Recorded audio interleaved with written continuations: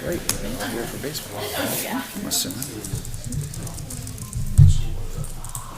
All right, we are live. So good evening, everyone, and welcome to the Wednesday, November 19th, 2025 Litchfield School Board meeting. We will call the meeting to order and begin with the Pledge of Allegiance. I pledge allegiance to the flag of the United States of America and to the republic for which it stands, one nation, under God, indivisible, with liberty and justice for all. All right, we are down one board member this evening, so it is a 4-member board. And with that, do we have any changes to tonight's agenda? Hearing none. Moving into consent. Anything off consent tonight from the board? Nope. Okay, hearing none. We have the summary of non-public actions from November 5th. Mr. Shoemaker moved to approve the minutes of the non-public meeting held on October 15th. Mr. Plansky seconded that motion. That carried 5-0. Mr. Shoemaker motioned to accept the resignation of CHS mental health clinician Hannah Appa. Mr. DeWitt seconded that motion. That carried 5-0. Mr. Shoemaker motioned to adjourn the non-public session at 7:51 p.m. Mr. DeWitt seconded that motion, and that also carried 5-0. We do have a presentation tonight, and a lot of people in attendance. Great to see. And we have a baseball field dedication. Yeah. You want to kick things off? Sure. So I'm going to have Jen Mitchinson, the principal at Campbell, come up with Drew Gora, who's our baseball coach. They might be inviting others up with them. We'll see. No, they can stay there. And they're going to present to you about naming and dedicating the baseball field to longtime Campbell coach Jim Gorham. So just for the board's knowledge here, in the agenda, I linked to you policy FF, which is our naming of facilities. So we really have two options this evening. We can either propose to name the facility after Coach Gorham, or we can decide to dedicate the facility to Coach Gorham. The difference between the two is naming is a permanent decision, and because of that, if the board approves to move forward with that, it would go on the warrant in March, and there's a process connected to that. If you dedicate the field, it's for a certain amount of time. The policy references 5 years as a good point, and you would need to revisit the decision 5 years from now. And you can dedicate a facility or a field or anything multiple times with multiple people, but naming would be kind of that permanent, that piece of the facility would be named for that. Reviewing this and talking to people involved, obviously hear the presentation tonight, but I think it would be wise to entertain naming the facility after Coach Gorham, but it's ultimately the board's decision, and if you go that direction, we would add it to the warrant in March and stuff. And then there's opportunities to follow the policy, which involves an amount of time that has to be available for public to be aware of, which we're in those timelines and everything like that, and good to go. So with that knowledge, I want to turn it over to Principal Mitchinson and Coach Gora here to kind of give their presentation. Hi. Thanks for having us. So Drew came to me about a month ago, maybe. Yeah. And of course, being new to Campbell, I didn't know much, but he let me know of the opportunity that the group, there's kind of been a group involved in making this happen or bringing this to the table to have the dedication, the naming for Coach Gorham and naming the field that he sort of really revolutionized the baseball program at Campbell, built it from the ground up, literally. So I'm going to turn it over to Drew, who can kind of tell you a little bit more about Coach Gorham. I wasn't fortunate to get to know him, and I know he's passed. He has passed a few years ago, but I just want to thank you for giving me a moment to speak here on behalf of the Campbell High School community, our alumni, and many families whose lives have been shaped by Coach James Jimmy Gorham. Coach Gorham served as Campbell head baseball coach for 17 years, and in that time he earned over 200 wins and led our program to 6 championships. After our 2014 championship, he added a phrase to the back of our shirts, which still live on today: tradition never graduates. The words became a reminder to each player wearing Campbell across your chest means carrying on a standard that is set by who's come before you. But what makes Coach Gorham exceptional goes far beyond wins and banners. He dedicated his life to building young men of character, athletes who understood discipline, responsibility, and respect.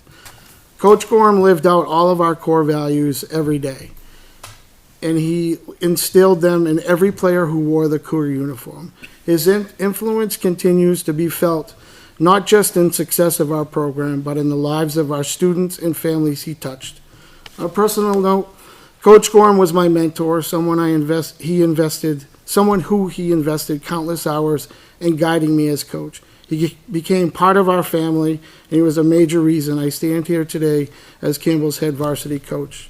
Tonight, we respectfully ask that you support in naming the Campbell baseball field after Coach James Jimmy Gorham, a lasting tribute to a man who built this program, shaped this community, set the standards of excellence, and continued to guide us. So for me, it's very personal to do this, and I know there's other families, the Larry families.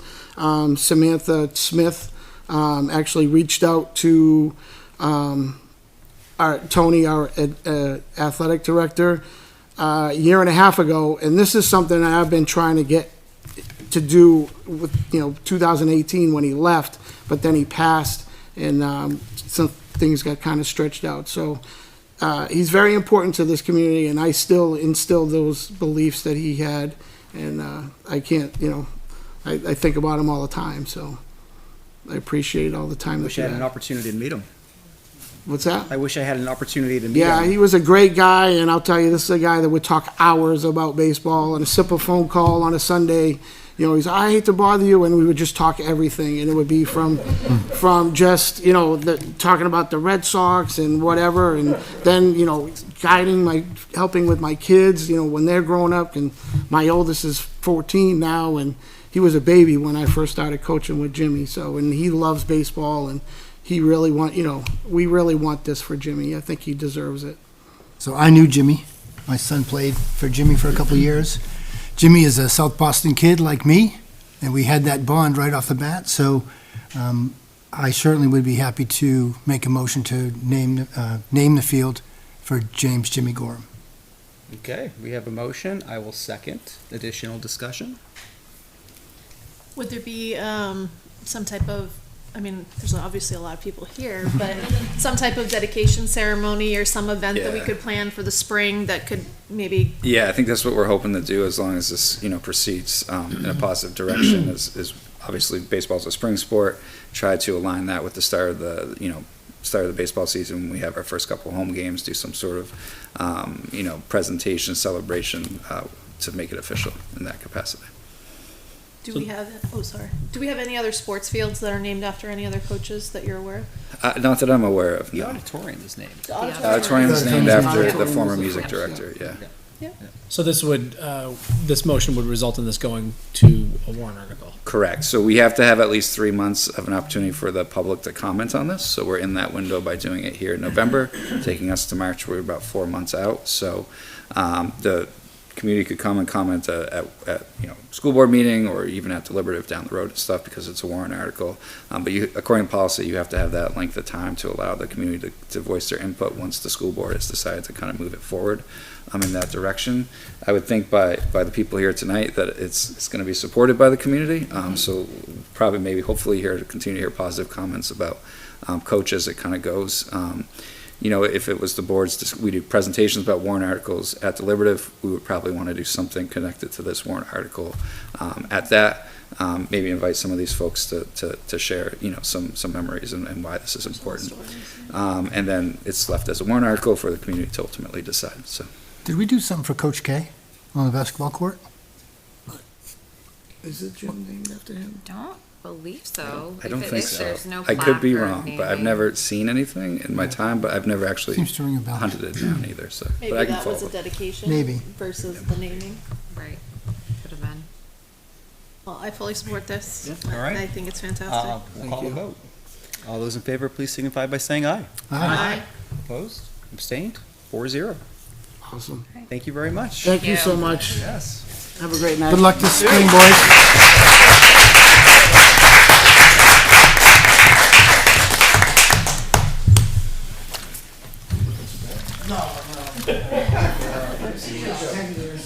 Okay. Shifting gears a bit, we're going to turn it over to our student representative. How's it going? It's going great. It's Yeah? going great. How are you? Dominic had a big Good. week. Maybe just give it a minute for people to clear out. I'm getting you up there, Dom. Just 1 second. Go.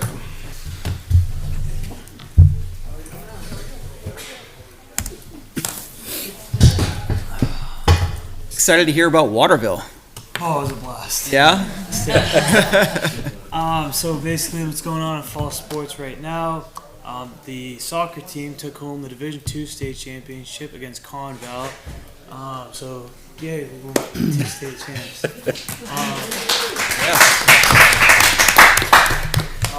Football, sadly, ended their season in the quarterfinals. They lost to Interlakes, but now we can move on to winter sports season. So the past events, obviously, Waterville field trip, which was awesome. By the way, students had a lot of fun there. Definitely picked up some leadership skills and a lot of focus on mental health there. The senior trick or treat came around on October 31st. So it was a lot of fun, worked really smoothly. Student council ran it, and it just overall worked really nice for the kids. They loved it. Apply New Hampshire Day, that worked well. I saw a lot of people going down there to get free applications to colleges in New Hampshire, which, I'm currently in the application process. I've been looking through them, and it's kind of a pain when you get to the end of the application, you'll be like, oh, I gotta pay to apply. So that was really nice to have that. And then the end of quarter one. So the current events that are coming around is the district-wide Make a Difference food drive, which is basically all the schools come together to make a difference. Yeah, the gobble-grams, which they with Thanksgiving on the doorstep. Gobble-grams are great. You know, if you want to send someone in school, you can just ask.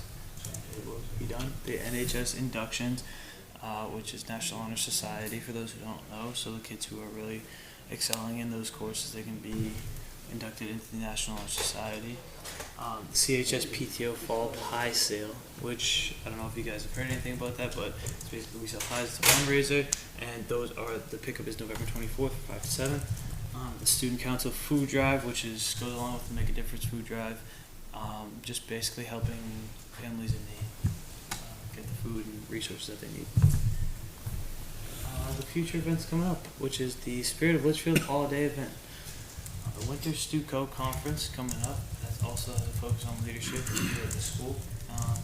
And Santa's Breakfast, which is put on by the National Honor Society, which I remember going to that as a little kid, and it is really fun. Always a good time. Always a good time. This is the middle school. So what's going on down at the middle school? Boys and girls soccer, along with girls volleyball, won the Tri-County State Championship. Just thinking of switching over their mascot again, which for those who don't know, their current mascot is the Lynx, I believe. So it was there when I was there. The 6th graders went on their annual field trip to Nature's Classroom. I never went on that, but I heard it was a lot of fun. A group of 7th grade students brainstormed an idea to find how to incorporate kindness into everyday activities, which is really showing some innovation from the students down there. And thanks to them, we have a podcast down at LMS now about kindness. They're also contributing to Make a Difference Food Drive, which as stated before, all schools are really contributing to that good cause. And then the Veterans Day Assembly went smoothly and well for all the veterans in Litchfield. GMS Book Fair was a great success. It grossed over $11,000, which is amazing. We'll see on here because we'll go to it. So the 2nd grade is going on a field trip to Noel's Tree Farm. So the kids get to go around to Noel's Tree Farm, and I don't know if you guys have been there, but there's events like they can cut down trees, they can ride the tractor. I know there's a fire pit, s'mores, a lot of fun there. The Kindergarten Thanksgiving Day Balloon Parade is November 25th. I don't know a lot about that, to be honest, but it sounds like a So lot of cute. fun. So cute. It's adorable. Like a half hour. It's great. Minus the kazoos. And then the PTO Holiday Store is open December 9th through 11th. And that is what's going on in our district. All right. Well done.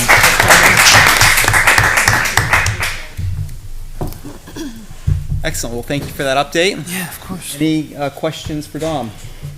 Nope. All right. Next up, we have community comment on agenda items tonight. This is the first of 2 community comments. The board does have a tremendous amount of items tonight with budget review, so we are going to limit community comments tonight to 3 minutes per policy BEDH. Any community comment tonight? Please. Name and address. As a non-community member, is that okay? My name's Paul Haller, and my address is 119 Nels Pond Road in Lynn, Massachusetts. I came up tonight to urge you folks to name the baseball field for Jim Gorham. So that'll. I just wanted to briefly say, and I feel badly for those who didn't know him. His first coaching job was with me in Swampscott, Massachusetts. I was a JV coach. We had 28 players come out for the team, and I was told you can't cut anyone. And after I came down off my cliff, I said, well, how the hell do you run a team? So they agreed to let me hire a stipend assistant, and Jim and I were good friends at that time. So that was actually his first coaching job. I think it was in 1989. It might have been 90. Yeah, we had 14 kids dressed every day, and then these 6. It was great for if you broke a team rule, it was easy not to dress you because we didn't have enough uniforms anyway. But for those of you who didn't know, you've done a really good thing. Second most importantly, I coached a long time. I worked for a guy named Frank DeFelice in Swampscott, who recently passed away. He won 465 games, 35 years. He won 1 state title. I was fortunate to win 2 American Legion state titles in about 12 years, 2 in a row, actually. For Jim to build this program, as you may know, it was a JV program for the first year the school was open, and he was the first varsity coach. And in his 5th or 6th year, they won the state championship. And I think you almost had to have coached at some level to understand how truly difficult that is. And then to win 5 more, 3 out of his last 4 years. But the most important reason why you've done a good thing tonight is you would all want your son playing for him. And apparently one of you can attest to that. Yes, he was from Southie, and he did bring Southie with him. Yes, he did tone it down over the years. Never with me. But he was perfectly willing to tone it back up when necessary in the interest of holding kids accountable. And I think we could all agree that we could use them today in 2025.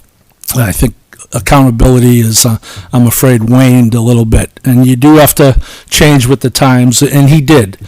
And to Coach's point, I was probably on the other end of more of those baseball conversations than anyone. His preparedness and what he put into preparing those Campbell kids, as I wrote in my letter, which I believe is in the packet, those kids, by the time he was done, knew as much about the opponent as about their own team. And we're talking high school baseball, and this is, pre-huddle and all these. It's pretty easy now. You can sit at home and scout from your living room. He was out at other fields, and so anyway, I wanted to come up to urge you to do what you did. I'm certainly willing, if hoping that warrant sails through, but certainly willing to put my PR hat on and help in any way I can to make sure it does. Thank you for doing what you did. Yep, community comment.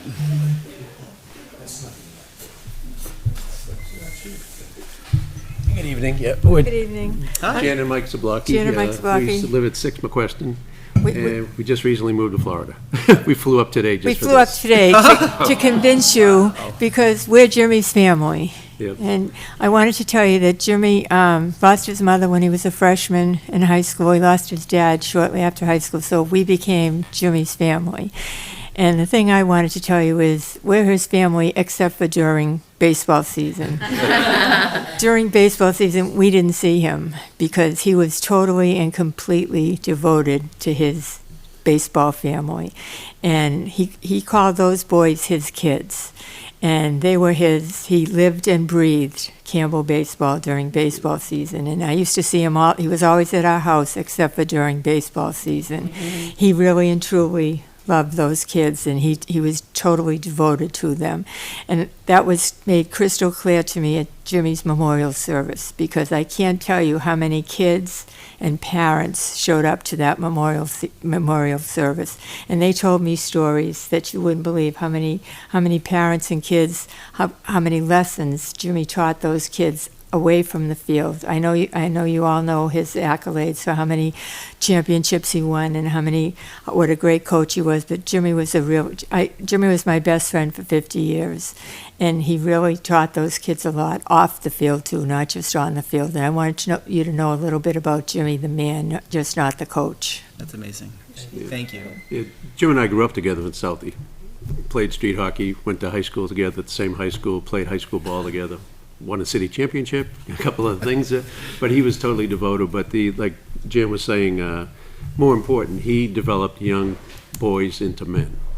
You know, he taught them right and wrong. He taught them how to lose, which is something that a lot of people don't teach. He said, there's no shame in losing, but you learn from your mistakes, blah, blah, blah. And, you know, he really instilled in them how to be a team, how to be a unit, how to respect the other team, the other coaches. You never heard anything from his bench across the diamond because he wouldn't allow it. You know, I mean, one year he kicked off the best player on the team, and they ended up winning the championship without him. You know, because he really instilled in them that it's a team, not a one-person thing. Anybody that had academic problems, he was right in the office. That was the first thing he did. You're taking care of your studies first before you're playing ball for me. And if you could get all your ducks in a row, you're back on the team, or you're back starting, or whatever the position may have been. And as Jan said, you know, he was like my brother. He had no other siblings, so he's actually our daughter's godfather.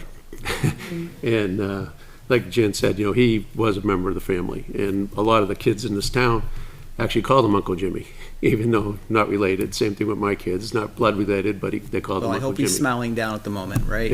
Yes, he is. I mean, he lit up every time he saw these groups of kids, you know, and he, you know, like Jan said, he lived for baseball, but he also lived for the kids, instilling the character in them, you know, and I give him a lot of credit for that, because he had to encounter some parents, and he and I discussed it a few times. But, you know, he straightened things out. He told people what was what and how it would be, and this is his way, and that was that, so. Thank you so much for coming up. Well, okay. Right. We're flying back in the morning, but we thought it was warmer important. Weather, right? We thought it was important to be here. I was in Florida tonight. last week and it wasn't so warm. No, it wasn't at all. it was 81 when we were by the pool yesterday. Thank you. Thank you very much. Thank you for listening.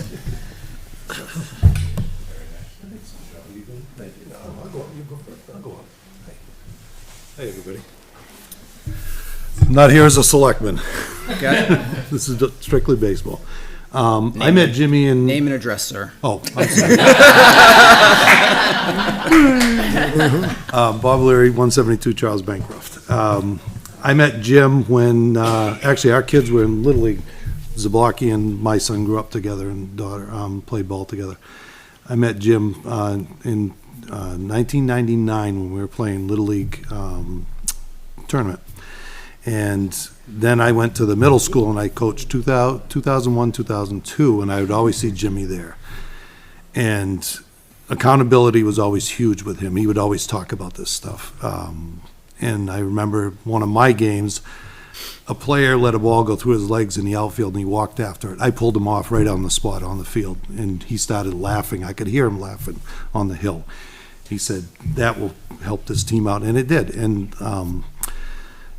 Jimmy made the kids responsible. You were there to play baseball, but you were there to become young men. He said, I bring in boys, I send out young men. And he taught them the right things along the way. Grades to him were super, super important.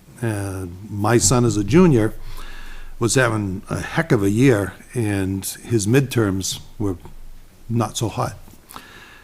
Jimmy benched him.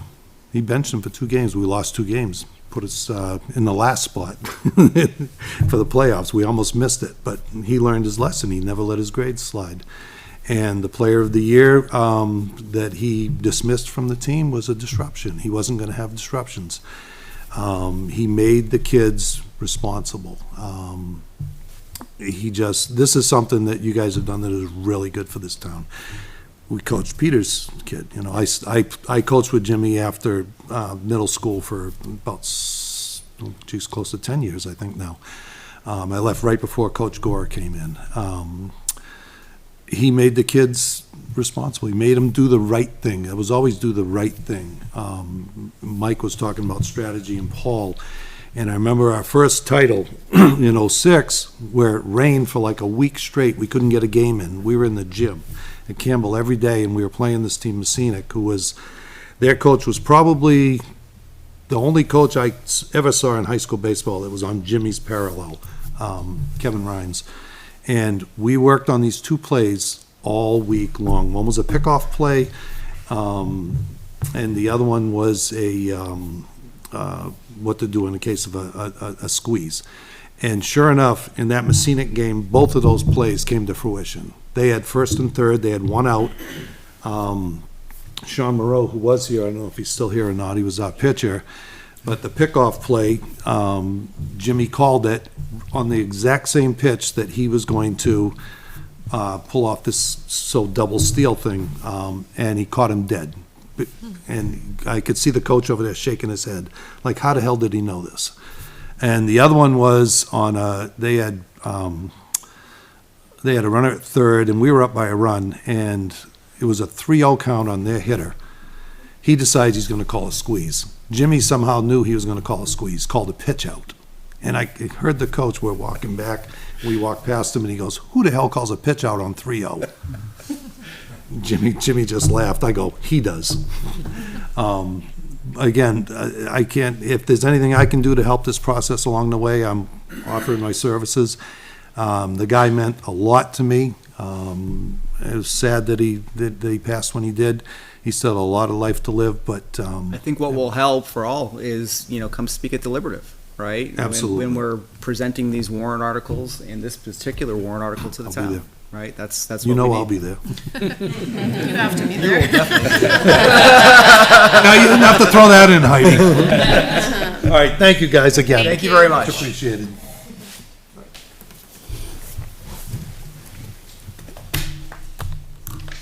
Just pass these out.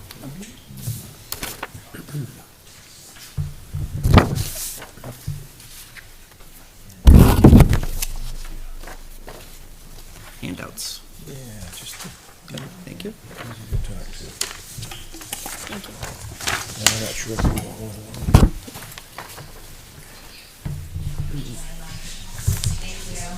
I appreciate. Thank you, guys. Have a good night, all. Thank you for Thank coming you. up. Hi, Ronald Blinas, 15 Ruby Circle. I appreciate, I'll try to keep this brief, Andrew, I appreciate it. I just want to highlight two specific things. Last night we had the first community forum, and while it was interesting, I want to note that I was greatly disappointed that the consultant did not present all the options that they were tasked with doing. And specifically, they only presented a renovation at Campbell High School, at Griffin, and options for renovating Campbell High School. There was supposed to be a renovation only for GMS. That's in the recommendation from the FIC. That was not presented. So they didn't do their job, and apparently whoever's managing this didn't do their job either.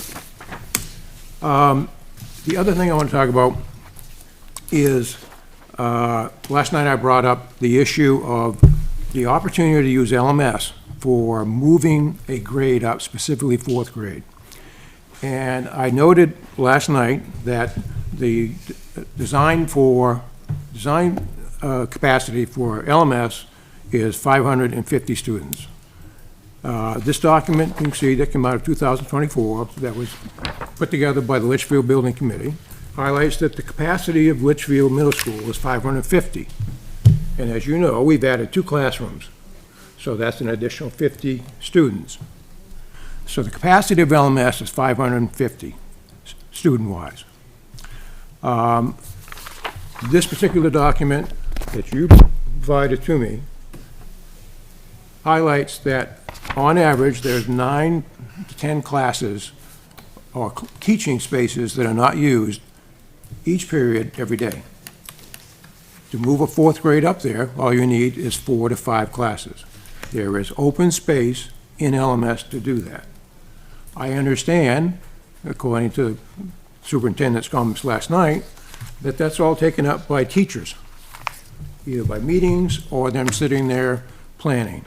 My wife, when she taught in this school, taught in a cart. She never had any planning in the classroom. She did it in the cafeteria, she did it in the conference rooms. Their combined teacher meetings were in spaces that were available. And so to assert that these spaces have to be reserved for teachers instead of being utilized to move a grade up there and use them as classroom spaces, I find incredibly disingenuous. And quite truthfully, this is a low-cost solution to solve the need space for the principal. He's identified that he needs 3 additional classrooms last spring. Now he only needs 2 because we have a reduced kindergarten. We move the 4th grade up there, that will free up 4 classrooms in GMS, take care of all our space needs, and provide the opportunity for classrooms and the educational services that are needed within the existing framework of the building, with no additions and no changes. So to go ahead and start just putting together a program that's going to cost us $20 million and $32 million financed is extremely, in my mind, short-sighted and failing to utilize the resources we have in this town.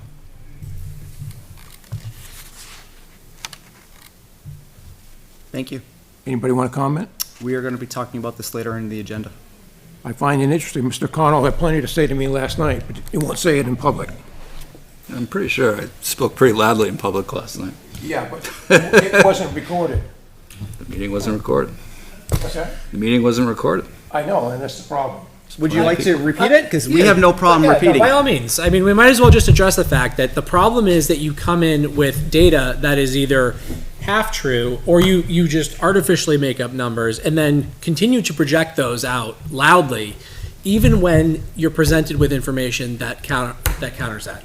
Okay, go ahead. He can repeat what he said to you last night.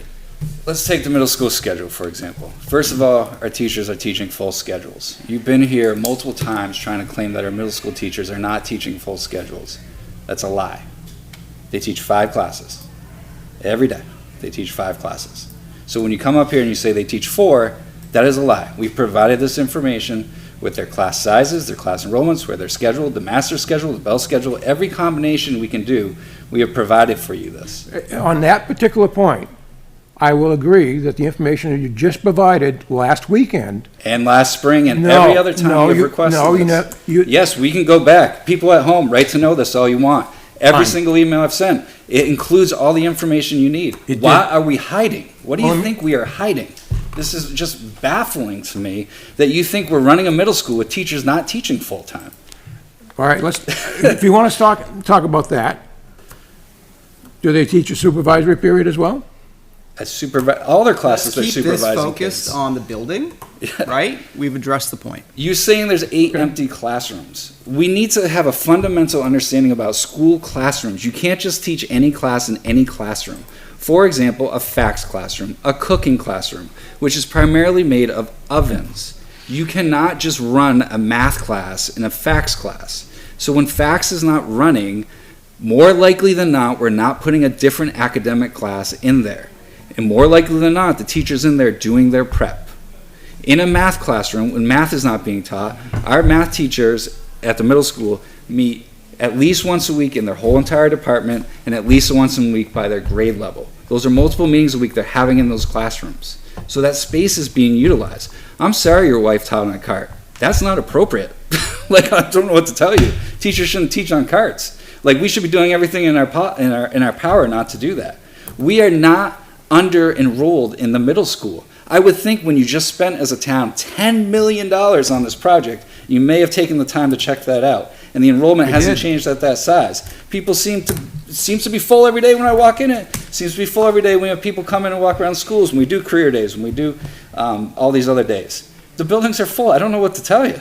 You're more than welcome to come in and sub, though. Anytime you want to sign up to sub, we got open para positions. You can come see for yourself how this school operates, this district operates on an everyday basis if you want. All right. We'll even pay you. I'd like Mr. And the good news Shoemaker is we to won't do it on a respond- cart. I'd like Mr. Shoemaker to respond for FIC comments. Do you have any comments? You know, Mr. Oblinus had stated at the start that the FIC or the options presented weren't aligned to what was proposed. the options, well, and you It was- remember this too. It was discussed that we were not going to do a new building, but the option always was there would be renovation and possible addition. Right, based off of the architect's analysis of walking through the building. I mean, we've now had different architects come through that are saying the same thing, and you don't want to hear it because it doesn't align with what you want the outcome to be. Well, let's stay on that point. We're not engaging in conversation right now. We're addressing your points All that right, you've made. go ahead. But there wasn't a renovation option presented last night. What do you think the first option was? Is There was- renovating there the was- building? Option one was just that. No, they were all, Whether you agreed to that or not, that's what option one was. they were We're all, not engaging in conversation. We're gonna move on with our agenda. We have a long night ahead with budget. Is there any other comments from Mr. Oblinus tonight? No? No, it's just unfortunate it couldn't be more cooperative. oh, I fully agree, You are fighting us every step of the way. because there's a low-cost option. In your opinion, that doesn't agree with the professionals that have been hired. Because they haven't been allowed to look at it. Moving on. That's I'll just conclude that the report that you did, On-Site Insight, by the people you hired, said the building condition at GMS is fair. And with $3.5 million, you would bring it and you would I- say it's fair. No. It's time to cut you off. That's a We are lie. done with you spouting out numbers that are fake. You make up numbers all the time. We're done. We're done. All right, let's It- move into it- general. you know what? One Wait. last related. We have a website, griffinmemorialschoolproject.com. We have everything related to this. These on-site insight reports, the past Harriman reports, everything that we have is on this website. It is open to the public. I encourage everyone. We don't have last night's presentation quite up yet because we just haven't turned it over yet. We are posting all of our information on this website, all of these reports, all of this stuff. Please feel free to read it through on your own. It's all there. If there's information people want that's not on the website, we will put it there. We are trying to be as transparent as humanly possible because we understand the magnitude of this work that is being done right now. So please read for yourself. If you don't want to listen to anyone in this room right now, that is fine. Go read for yourself the on-site insight report. It's there. You can read it and make your own determinations from it. And that's what I asked the public to do. Great. We're gonna move on now to general business. Shifting gears for sure. Do you want me to do correspondence? Oh, yes, we have correspondence. Thank you. Sorry, yeah. On November 5th, Julie Darling emailed the board circulating a solar update from Dynamic Grid.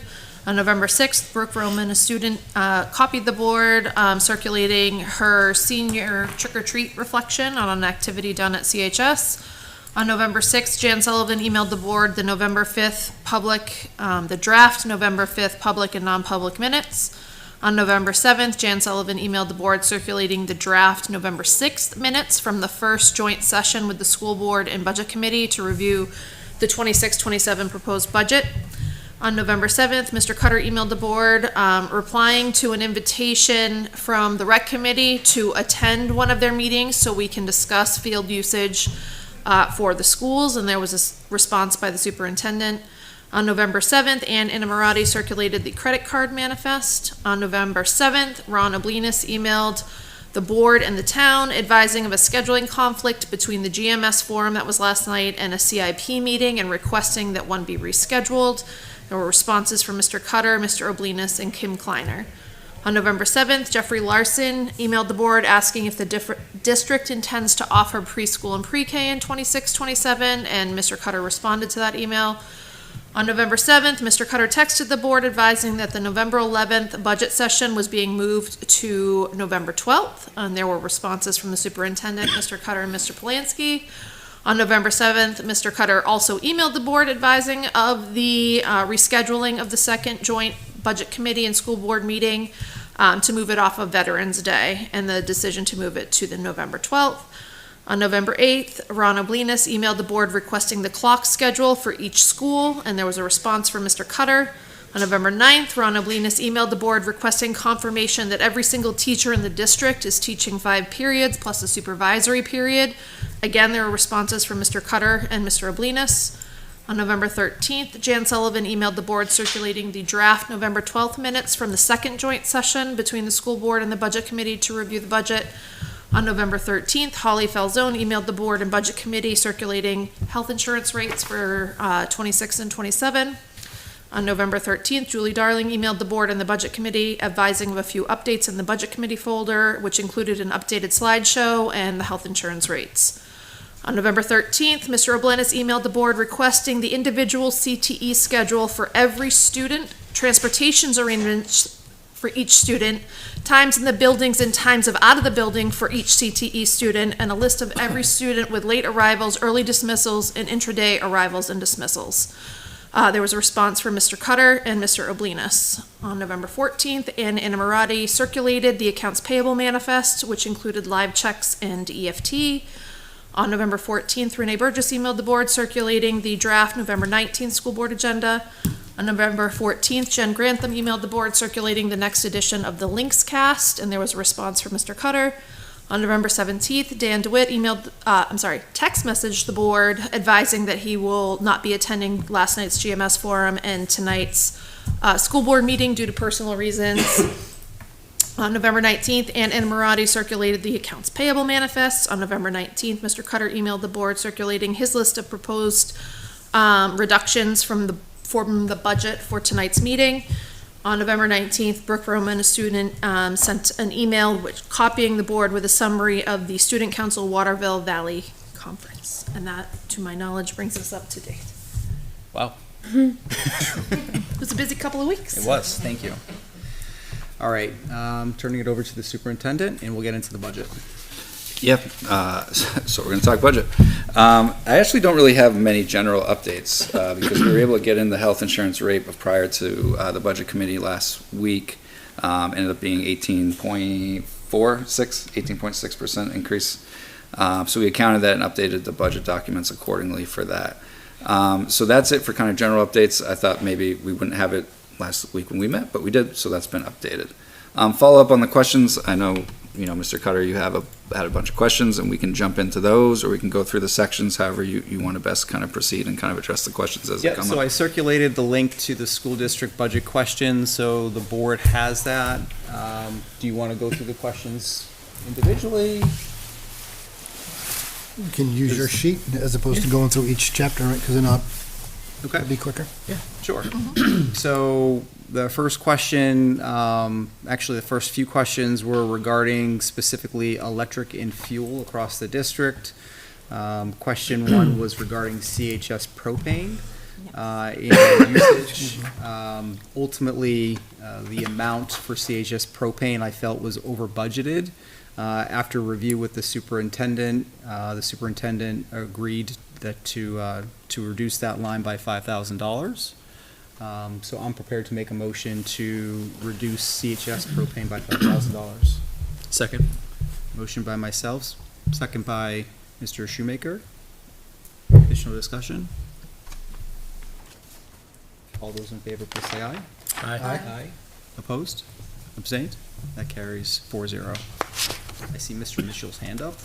Not motion, I just want, for the board's knowledge, I have. Oh, thank you. On remotely as well, so during discussion or question. Gotcha. Thank you. Yeah, she's out sick, so she jumped on remote, so. Gotcha. Thank you. The next line item here is also on electric and fuel. This is for GMS. Same discussion, over budgeted, looking at the numbers. This was a $4,000 reduction, and I'm prepared to make a motion to reduce electricity at GMS by $4,000. Second. Motion by myself, second by Mr. Shoemaker. Additional discussion? Just a question. How did we end up over budgeting these? I apologize. I put a percentage average instead of taking the 3-year average, which I should not have done. That's, no, you don't have to apologize. It's easy mistake and easy fix. All those in favor, please signify by saying aye. Aye. Aye. Opposed? Abstained? 4-0. And same discussion here on GMS oil. This was a bit higher. This was a $10,000 reduction. I will make a motion to reduce GMS oil by $10,000. Second. Motion by myself, second by Mr. Shoemaker. Additional discussion? Your question was, are we locked into a rate? And I guess my question, did we get an answer to that? Are we locked into a rate? So we do have a rate right now that is expiring in August, so we do have to wait till we get closer to renegotiate that. Okay. Thank you. That takes us through the school year, so. It does. Okay, all those in favor, please say aye. Aye. Opposed, abstained, 4-0. The next one, I needed just a little more time to research. Sorry, I didn't have an answer right away. okay. So, but I did today. I was able to. So the next one here is travel and conferences. This is one that, you know, historically we look at together, just because they kind of go together. And this collectively was up quite a bit from past years, and the question was why? So I'll turn it over to the superintendent. Yeah, I think it's what it's up on is our actual spend. So like our budgets for this year, it is up a little bit, but not as significant of a jump. But when you compare it to what we actually spent in 2025, it's up a lot. So the two lines combined probably over 20,000 from what we actually spent in those two kind of subcategories together. I think there's reasons, you know, for why we didn't spend as much on travel last year. Some of them is, you know, we had new administrators who just weren't leaving the building because we were kind of learning our jobs more so than going to conferences or some other things. Some of that has expanded. I know Julie and Sarah are doing a little bit more conference work this year than they did last year. I will speak for myself. I hate going to conferences, so you will see I didn't spend a penny of my conference line last year. And I don't really, unless forced, plan on spending a dime of my conference line this year. But I think that's more of an anomaly of my preferences than it is a norm. But I think as long as I'm the superintendent, you can count on those lines being underspent. So I think there's a combination of that. You know, I think some of the travel, that's where our mileage comes out to when people reimburse for mileage. I think as a collective, the people who have that ability in their contracts didn't utilize that maybe to its full capacity last year. And I think there's, at least what we're seeing is people doing that more frequently this year, you know. And that isn't our little trips to and from, you know, the schools in the district. That's when we're attending, you know, state meetings in Concord, or like the most recent district administration meeting was all the way up in Lincoln. I think Sarah went on behalf of the district. I didn't go to that one because she had to speak at it. So there's some different just things that we're doing now on that. I do think it's okay to reduce these lines. Like I said, for myself, I know I'm not spending my conference money unless needed. So I think the suggestion in here to reduce it closer to the actuals that we spent last year is okay. And we'd have to, there's a lot of lines affected here, so a general number might be the best way to approach connected to these two lines, and then we can go in and systematically kind of take off different ones at different spots, if that makes sense, if the board's comfortable with that. And specifically, these are accounts 272 and 580. Yeah, so the travel and the conference ones, right? Yeah. So I guess So just for board awareness, right? So for FY27 across 272 and 580 in the accounts, what's requested in this budget is $66,506. And the actual for FY25 is just about $40,000, right? So that's where my $20,000 number comes from, right? that was actually used. Actual used, and the average is about $35,000, right? So. The other thing I would say is that I think post-COVID, a lot of conferences that used to be the ones that you travel to were put online or were available remotely, such that maybe people in our departments didn't have to travel for it, but that is becoming less of a norm, and that personal face-to-face experience and what they're learning from that, you know, I think is a vital part of that. Connecting, that networking with other districts is key for the people going to these conferences. So it sounds like you would be okay with some type of reduction, but maybe 20,000 Yeah, I was just gonna say, I just wanna know, like, I know we're not gonna rely on the superintendent to help us figure out what, when he's gonna attend, but, Dr. Taylor, you benefit from these. Julie, you benefit from these. I know Lauren greatly. has gone to some that has brought back some really great ideas. So like, And Sarah goes and Holly goes and So split the difference, right? and Heidi's right about the less virtual options, and it's actually better to go in person, and there's a lot more offered, and Brian was saying, for the statewide meetings, they're trying to spread them out across the state to be fair to people in the North Country, and so we're kind of traveling all over the place. And like the farthest one was Lincoln, and I was like, oh my, okay, I'm driving to Lincoln. Good times. But I do present at those, so these are very necessary, and we're also trying to, and we've talked about this before, move things where they're really supposed to be. There was a lot of transferring, or in past, and I didn't put in mileage last year, but having to travel so much around the state, I'm like, okay, it's a lot. So I have been putting in, so we don't really have a barometer yet of what that might look like. But I'm already looking at what I've done in just September and October, and it's pretty significant. Just want to clarify on my behalf. I do go to the meetings I'm supposed to go to. He goes to South Central. I go to my South Very good. Centrals. I will go to the state meetings. But I I go have to the to law present too, conferences. so Yes.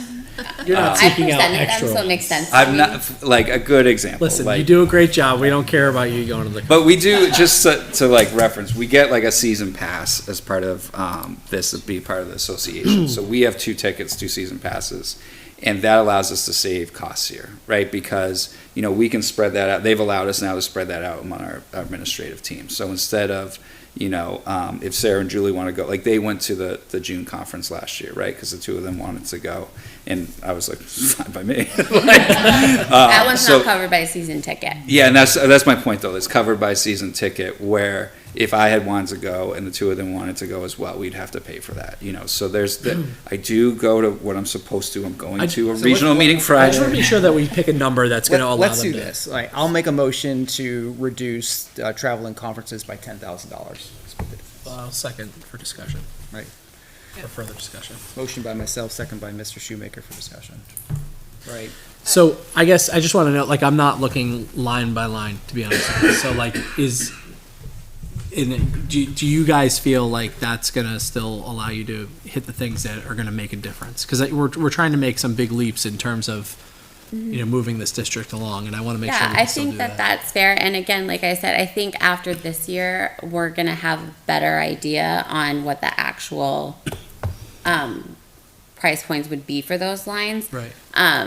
There was no way to really tell, so we knew we had to increase it, but it was almost like a guesstimation of how Yeah. much. Like, I know my line for travel is not going to be enough, but who knows like what it's going That's my to be, that's you my know what I concern mean? though, is because like there's certain work that you're doing. I mean, you're all doing, but like I we talk a lot about the work that you're doing. So there's certain work that you're doing that I don't want to lose a year of progress on because you missed out on the opportunity to get pertinent information. You know I what I'm don't saying? think this reduction would do Okay. that.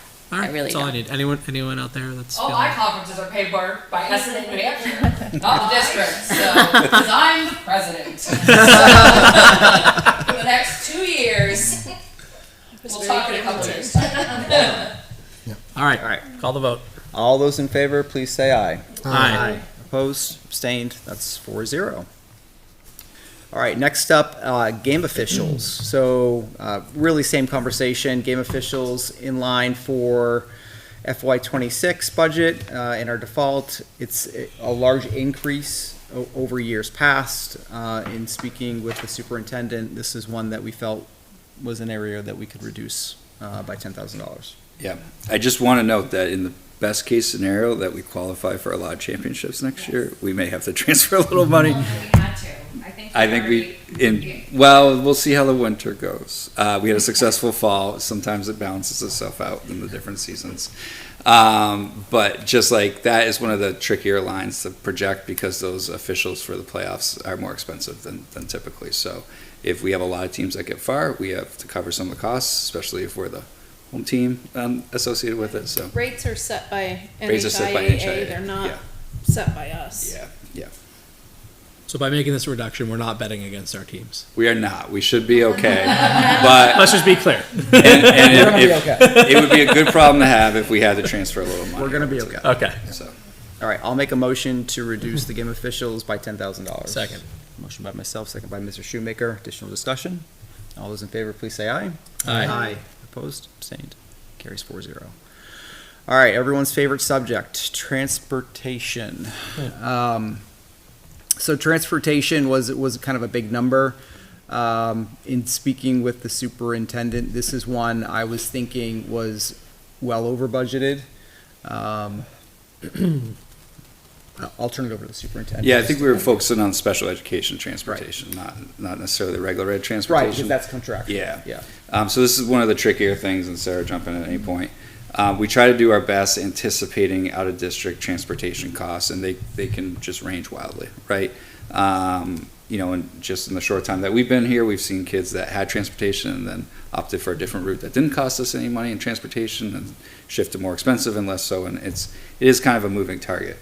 But part of why we wanted to build up that reserve fund last year in special education is to protect us in some of these swings that would kind of happen. So we do have, a slot essentially of an unknown in special ed transportation.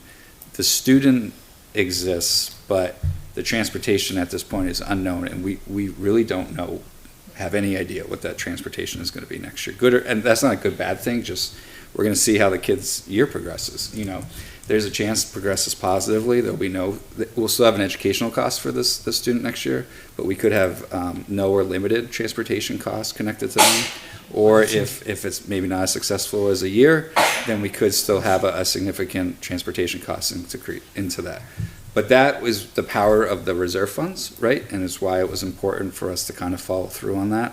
So I think, talking with Sarah, we feel comfortable with this cut, with the understanding that, and everyone's understanding, if there was a scenario, we would need to access the reserve fund to take care of it. The only thing I do want to just bring up is we've talked about what the right number in the reserve fund is, and I'm not 100% confident that we're kind of sort of less than one unanticipated move-in, or like No, we're over. We're probably 1.5.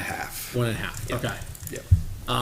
And that's factoring in transportation. Yeah. With an anticipated move-in. Yeah.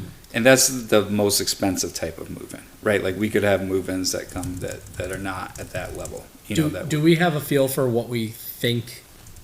Like, do we feel like that's the end game for, or the end goal for that reserve fund, or do we think that the balance that we carry in there should be higher? Well, I if I was to make a recommendation, I think having the capacity for 2 move-ins of a district this size would be wise, and we're not quite there yet.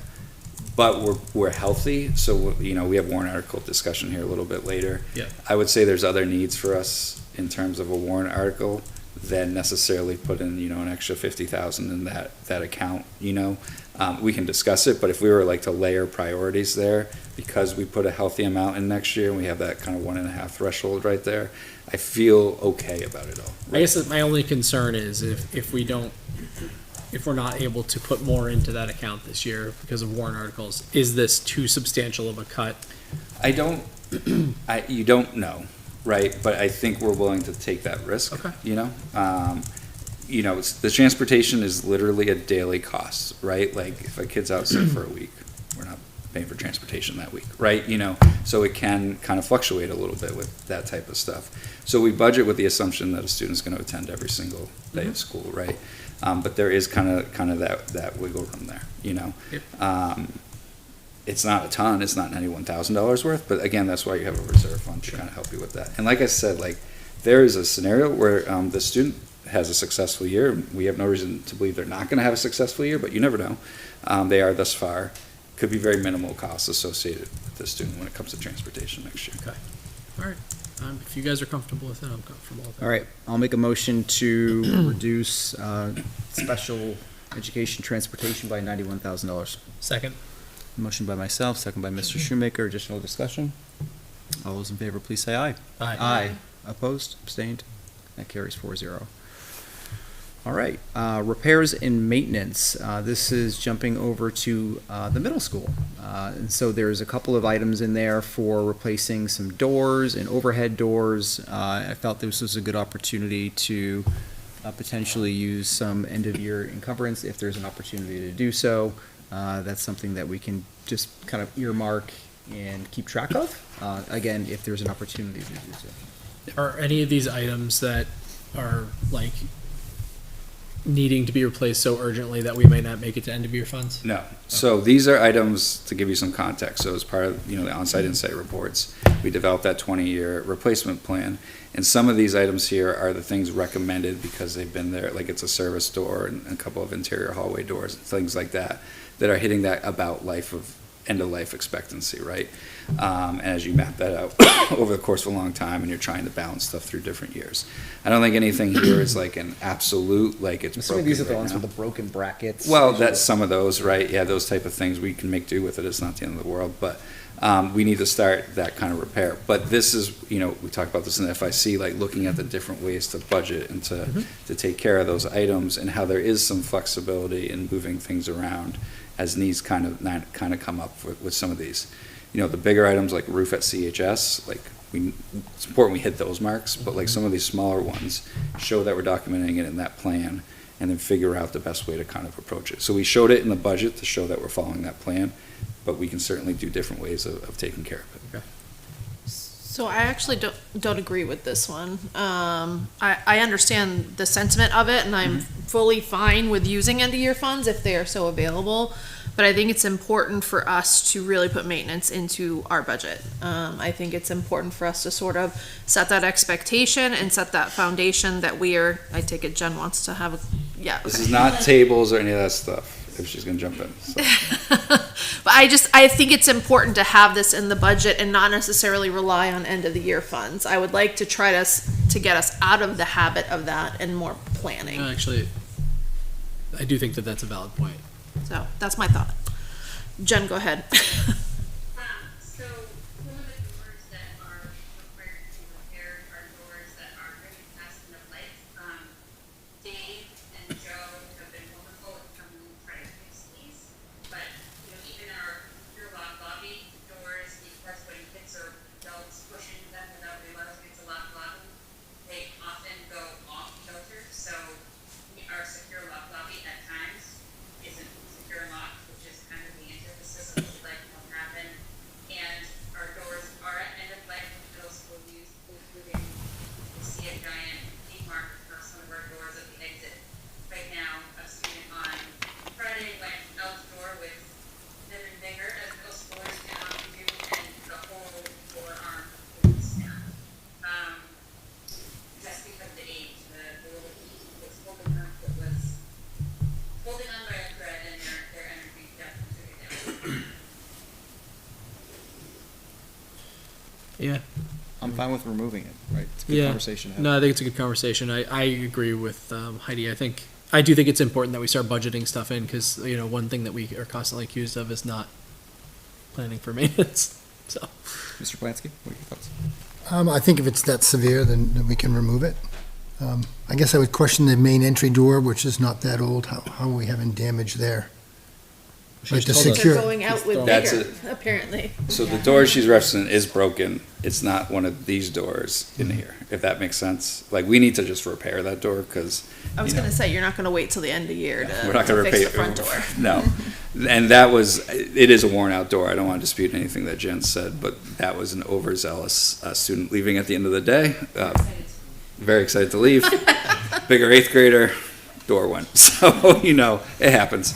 And these are a different set of doors, but, they're all doors, and this is kind of the larger point is we got to start replacing these, right? Things that break and we need to fix now, we're obviously going to fix now. Right. And then as we can kind of systematically do these more frequently, we want to do that, so. I would say we did try to go through the buildings and grounds line and really kind of capture exactly what we're spending things on and putting more detail in there so you can see exactly Yeah, what it that's is. great. Instead of lumping it all together, so you can, see that. Okay. Good Board sentiment, let's conversation. move on. Yep. Awesome. The next one here is salary and benefits. This is more of a bottom line discussion. I know in years past, we've had attrition conversations and things like that. This is one where we took a hard look. I know the superintendent has already presented to the board and the budget committee about reduction of some positions. This is taking a hard look at additional para positions and staffing. In conversation with the superintendent, we do feel like there's additional opportunity to reduce some personnel in some open positions, but Yeah. please go ahead. So this is, even though I'm not the hugest fan of bottom line cuts, I can get behind this one because the reality is we have open positions and it's hard to articulate cutting them because of their connections to IEPs, right? Like it's a delicate game we're kind of playing here that like we've committed in IEPs for services and we do a pretty good job of taking care of all of it with the limited resources we have. But we need to make sure we have, some protection there to ensure that it is. If we're talking reality, we have, how many open paras in the district? More than 7, and I'm gonna use 7 as kind of the threshold here. We have more than 7 para positions open, double digits still open. We've had that for years. We've cut a bunch of open positions last year and this year, and we're gonna have those open positions next year. Now, we got to be smart about using the staff we have in-house, right? So, we talk about different enrollments in the different schools and stuff like that, and how some classes are bigger than others, and so on and so forth. We need to get creative in using the staff we have on hand to offset this lack of pairs that we're having better, right? So this is kind of hedging our bets here, that we recognize we're not going to have paraprofessionals to fill these slots, so we're not going to be spending that money. But we need to retain the staff that we have because they're going to help us provide those services that those paras would be doing. They're not going to be paras, like we're not converting teachers to paras, but like we still have an obligation to those services. So this is kind of like, we need to get to spring and see where we're at. We need to decide the budget now. So let's try and figure out some sort of split in the difference here, if that makes sense. I know that's like vague, but that's the unknowns of having vacant positions. We know we're not going to hire it. We're not going to fill those slots, so we should cut money for it. But I don't want to cut a specific number of positions. I don't want to cut people we have already as much. We're doing it a little bit already. I don't want to go too far down that road. I want to try and find a middle ground that accounts that we're not going to spend that money, but that doesn't get rid of people we already have in-house. So 17. So I guess I'm all for cutting. I guess my feeling would be if we have a legal obligation to deliver certain services, right? And you need a certain number of bodies to deliver those services reasonably, right? And so whatever that number, that minimum number is, I just want to make sure we're not cutting below that, because I do think that could potentially open us up to liability if we're not budgeting. It's one thing to not be able to fill it, but if we're also not budgeting to fill it, I would think that would create a liability. I think you're not incorrect on that, and I think our idea behind that is, and I want to be delicate because every one of our staff people is very valuable. The roles that they serve are very valuable. Everyone has a different role in the bigger scheme of things, right? I got my role as a superintendent, which is very different than maybe a paraprofessional, but they're equally important to the operations of school, right?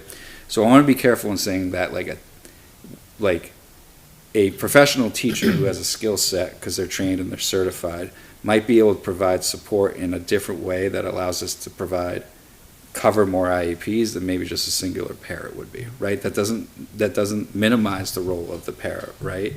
But we can approach instruction differently with a certified teacher that allows us to cover those services, right? You see often in IEPs some sort of definition of like, there will be additional para support covered, or sometimes just generically different support outside the regular ed classroom in this area of weakness for a student, right?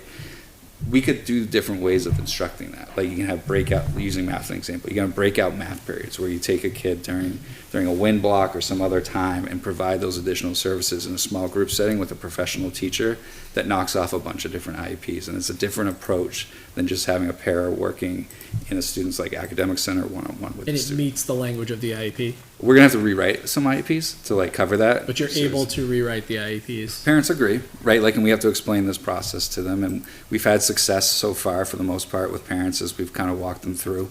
A lot of parents who have students who are identified just want their kids to get support. Sure. Right, so they're open to different ideas, different plans, and if they're seeing positive progress and their kid making progress, they're open to approaching, they recognize a lot of our staffing shortcomings as well, So I think what you're trying to do, I can fully get behind. I mean, I think efficiency is huge, right? Especially when we're faced with the fact that these positions are nearly impossible to fill, right? Like I'm all for that. I think as long as, again, my concern is we just have to be careful of teetering the line of creating legal liability.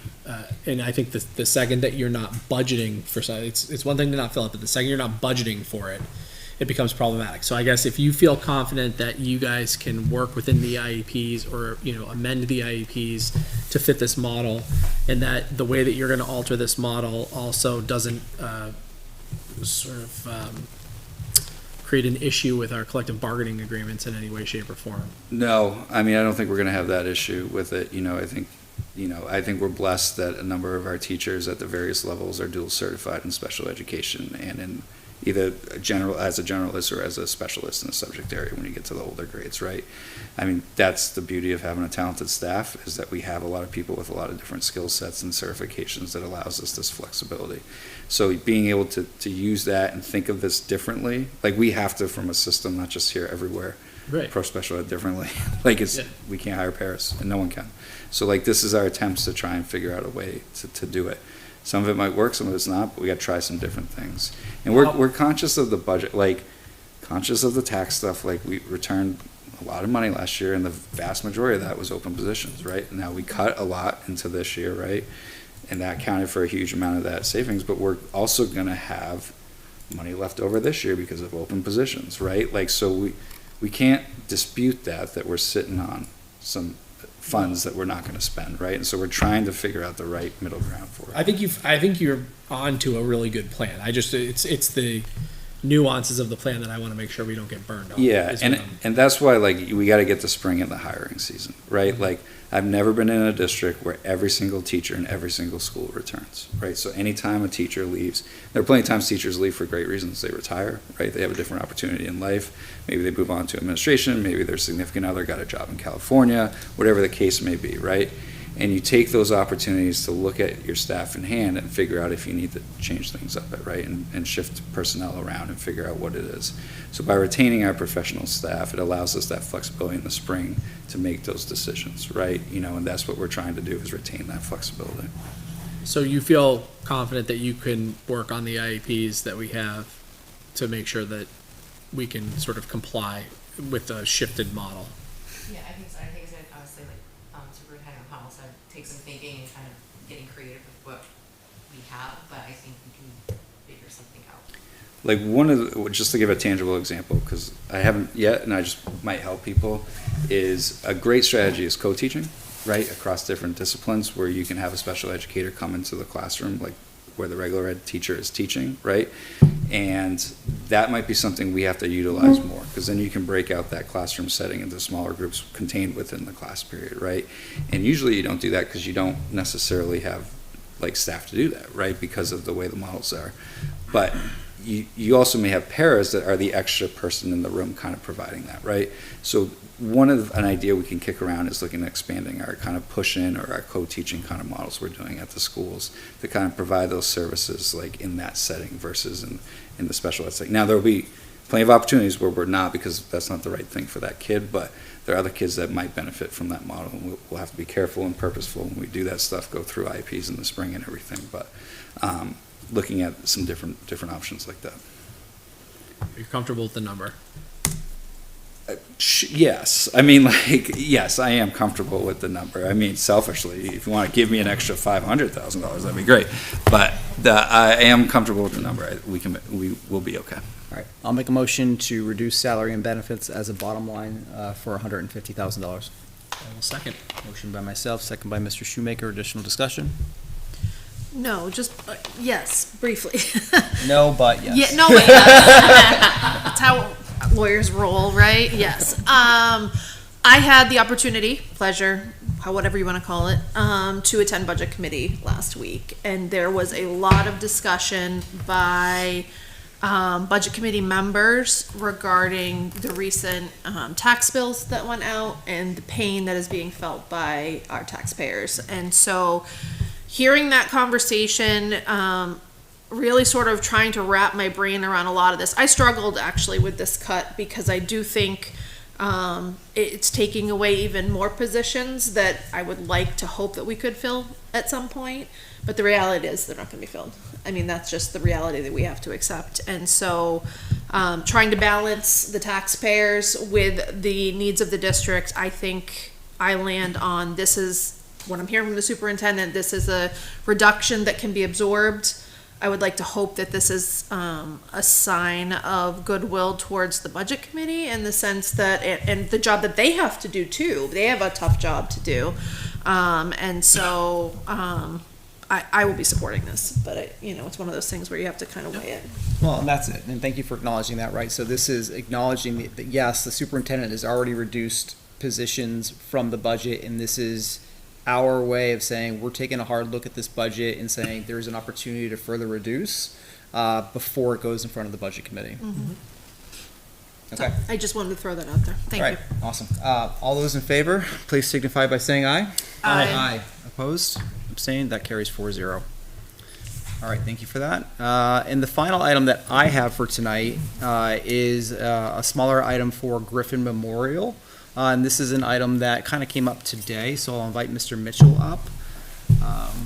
And this is specifically, I believe, a software item that can be reduced? Yeah, and I can actually speak to it because it's kind of a miss on my part, but I can explain if you give me a minute and a half. So it's $4,000 for Discovery Ed. So it's actually going to be a reduction in addition. So we'll hopefully be able to reclassify this. So Discovery Ed was something that we used to pay for, and then it was given to us by the state through ESSER funds. And then last year, we weren't sure if it was going to be renewed through ESSER funds, so we put it into the budget. Well, it turns out it was renewed in state funds, so it kind of sat there. And then we got confirmation that it was renewed in the biennium state contract, so it is going to be there for next year. One thing this is where the whoops was, is that there's another program, which is Mystery Science. Mystery Science has a $2,000 annual subscription. So there's Mystery Science, there's two components. There's an annual subscription, and then there's the materials. So you saw the materials. This replaces the Project Lead the Way. So there's a materials line that showed up in my science. There's also a subscription. So what you're actually asking for is a $4,000 reduction in Discovery Ed and a $2,000 addition of the Mystery Science subscription. So it ends up being a delta of a $2,000 reduction. So ends up being a net $2,000 reduction when it's all said and done. That was a lot of words. Hopefully I didn't. And Mr. Allen, do you know the specific line that this goes to? Because I don't have that line. Yep, Okay, and I'm great. going to include that. I have a spreadsheet. Thank you. Sure. I'm sure I could shorten that down to 10 words for you to fit in that little box. Fire away. All right, I'll make a motion to reduce the Software and curriculum line by $2,000. Second. Motion by myself, second by Mr. Shoemaker. Additional discussion. All those in favor, please say aye. Aye. Opposed? Abstained? 4-0. That's what I had for motions tonight. That sums to $282,000. I'd like to open up to the board for additional discussion and motions. I don't have any motions necessarily, but I would like to put out for discussion. One of the things that came up during our budget sessions was,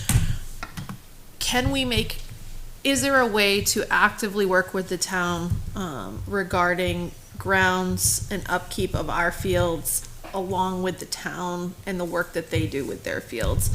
Is there room for alignment in both the field maintenance across the board for our work, whoever they're hiring and who we're hiring and using? Obviously, we have our own people on staff, but is there any room for alignment where it comes to negotiating oil prices? Is there any, or those rates, as the town obviously uses a fair amount of utilities and costs? I know we've had very, very separate approaches to town and school budgets in the past, but as we address our budgetary needs, and as we have a town administrator, I think that's very collaborative and willing to have those conversations. I'm not sure if I can even say off the top of my head what those items are, but I think grounds was the one that came to mind, the field maintenance, and any of the utility costs that we might be able to negotiate to have, because we have more, that we might get a lesser rate. So if we can, I don't think it's gonna be for this year.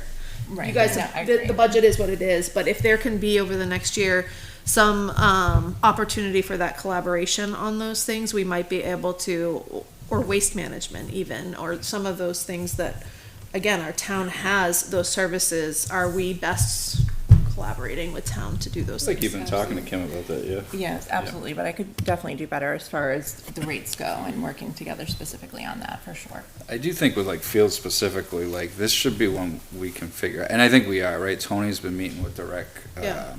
commission here in town, trying to figure out, it's all our kids using the fields, right? Like, Yeah. and back and forth, and not just fields, but facilities too, right? Like, our kids go down to Dara and Sawmill to do soccer, lacrosse, so on and so forth, and other sports. Basketball's in our gyms all winter, using our spots. Like, I feel like we are making progress there with Tony. He's made this a focus, this fall. I don't know, we don't have solutions yet from a budgetary standpoint, but like an understanding, which is hence why we put things in like the travel for down the Sawmill and stuff like that, because we just don't have the answer yet. But I feel like we can figure this out, like, and use our resources more effectively across all of it, because it's all the same kids using it, so. Yeah, it would be interesting to know, like, at some point, like, you're talking about, like field maintenance, stuff like that. It'd be interesting to know if there ever comes a point where if we are able to combine the usage, whether it's that the town, like, even if maybe the town employs somebody and then we are paying for those services. Yeah, I've seen that. I've seen the model with the SRO specifically, right? Where essentially, this was in both of my previous districts, some version of this model, right? The SRO was paid for by the town and then billed the district for the SRO, right? So the taxes being raised are like the same in the end, right? But like, there's that like acceptance, there's that understanding, like, because it came to the town as revenue, what the school district paid out, so it was a wash for them. Right. And so you can come in some of these circumstances where you can come to some of those agreements, and then I don't know if you can expand it to utilities, where you can get like hey, we're buying the recycling and that type of stuff off of the town. Like, they're providing it, we're part of the town, so we're buying that service off of them, right? Does that make sense? Yeah. Like, I think it's worth exploring those conversations a little bit more beyond just like bulk buy opportunities. now, we were blocked last, would have to go, what was it that we kicked the tires on last year? That Health we, insurance, I thought, weren't we talking? it was health about- insurance was one, and I think there was one other thing that we went and checked legal if we could do. I don't think it was utilities, I think it was something different, and they were like, no, you Yeah. can't do that. And I get it, there has to be some level of something, but it's also. It may have been a car or something like that, yeah, I mean, it was a creative idea, but just No, it like. was the car. It's the SRO car, not your, yeah. But there's other things maybe we can figure out, so I think that's good. I think the field maintenance you could do, because I think they just either went out to bid or signed a new agreement. Yeah. And if we could add on to that, what would our savings be? Right. If we had to maintain it ourselves? Yeah. Yeah, well, thanks for raising that as well. Yeah, That's just a good thought. idea. Yeah, and I do hope that with the continued conversations with the rec commission, that we truly are able to solve the DARA issue. I'll call it an issue because it's added money to our budget that I feel is unnecessary. So, okay. Any other motions for this evening? I'll just turn it back over to that for a moment. Okay. And so we will be prepared to update the numbers and get this over to the budget committee so they have a fresh look going into tomorrow. Okay, perfect. I think you need to check on your meeting tomorrow. Yeah. I think you missed it last week. We got it all in. We squeezed it all in till 10 o'clock last time. You're welcome. You're welcome. Really? There's no meeting tomorrow? No. I'm like 95% sure. Yeah, no, JD. There's no meeting for us, at least. Right, that's I don't think there's a meeting for Today. Yeah, he said it because we pushed through and kept going until almost Okay. 10. He did a gut check at 9 o'clock and said we can finish next week or we can keep going, and the consensus was Hey. keep going, power through. That's So, great. Okay. Take the win. Andrew. Enjoy Take your the- time. Amazing news. Welcome back from vacation. Right. That's amazing. It's news. like I would have stayed 3 more days in December. All right, well, we'll share the updates with the budget. Yes. How about that? For sure. All right. All right, warrant articles, or default. I just want to talk default. So we're gonna put the default budget into the default spreadsheet that has the budget in it, into the budget folder tomorrow morning, after we make some of these adjustments, because some of these adjustments have an effect on the default budget. So I just want to make the board aware of that. Right now, going into this evening, we'll have to factor in some of these cuts, so please bear with me. I'm getting to the bottom of the spreadsheet. Our default budget is a little bit above the current budget that we are in right now. Our current budget, this excludes food service, and some of the other stuff that shows up in the warrant as part of this. Current budget is $27,013,000 and change. Our default is $90,000 and a little additional and change. Our proposed going into prior to these cuts we just made was $27,500,000. 27 million. You are a 500. math teacher. Tired. 27 million. Say it one more time. I can see the numbers. It's just not coming out. $27,500,000. Was the proposed coming in tonight? You just cut off 200 and whatever you said it was. So we will update that for our default So we're numbers. only about So we're all about the same is what I'm getting to. Like the current budget, the default budget, and our proposed are all going to be about $27 million, all in that same neck of the woods. I did have a question about, because it came up during budget committee regarding food service. Yeah. In the past, we have included some type of payment in our budget, and we've been told that's no longer It's not a allowed to payment. do. Well, you can't do that, and that's not what we've done in this district. What have we You done? budget the deficit when you look at your revenues, right? Because you report it as a revenue in. So like if food services costs $500,000, your revenue you're reporting into the district is $500,000, right? Okay. We've been reporting using $100,000 as the thing. So if food service costs $500,000, we've reported a revenue of $400,000, anticipating. So we can't budget that Can't difference. budget it, but it's accounted for in Well, the that's what revenue. we used to do, and then they got mad at us for doing that as well. My So, question is, what are we doing now? so we are going to have an even food service budget in the best case scenario, right? Like, and we're going to work really hard to get that as equal as possible. But in the event that doesn't happen, we're going to have to find that within our budget, right? So we're going to have to be strategic as the year goes along. We're going to have to focus on how food service is progressing to ensure that we have revenue in the event that they're not covering their costs there, right? So we're not accounting for that at the moment. We cannot anymore. Like we've tried, and we are saying no.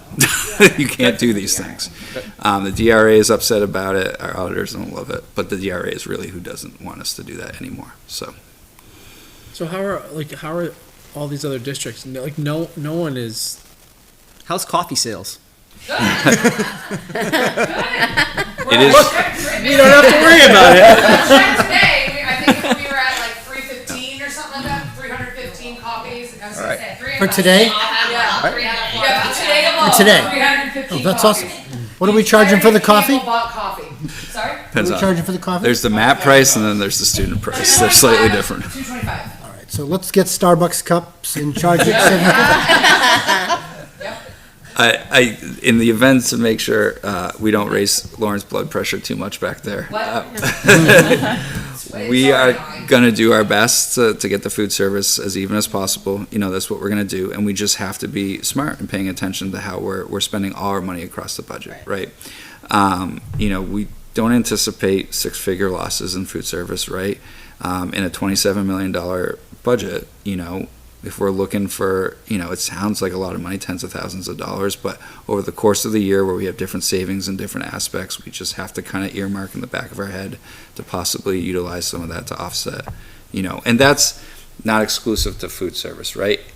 We budget in the fall for, at the earliest, spending it in July, right? Prices change on some things. That's not out of the ordinary for us when we deal with budgeting stuff.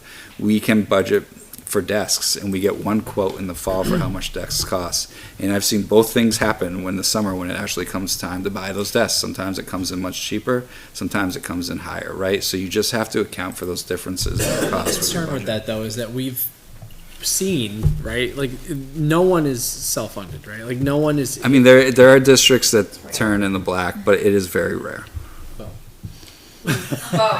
Bedford, Wyndham, but these. Well, even Bow has like 600 more kids than we do. So Bedford and Wyndham have like 3,000 and 4,000 kids. We were talking. I mean, what were we looking at? I'm trying to remember. It was like 80 or 90,000, right? Yep. Yeah, I think it was 89. That includes taking that kind of 100,000 float. Right. So it really is like almost 200,000. My concern is just that we know it's the 89. We've done the analysis, and like we would have to be up. Our school lunch prices would have to be up drastically higher for us to be actually in the black.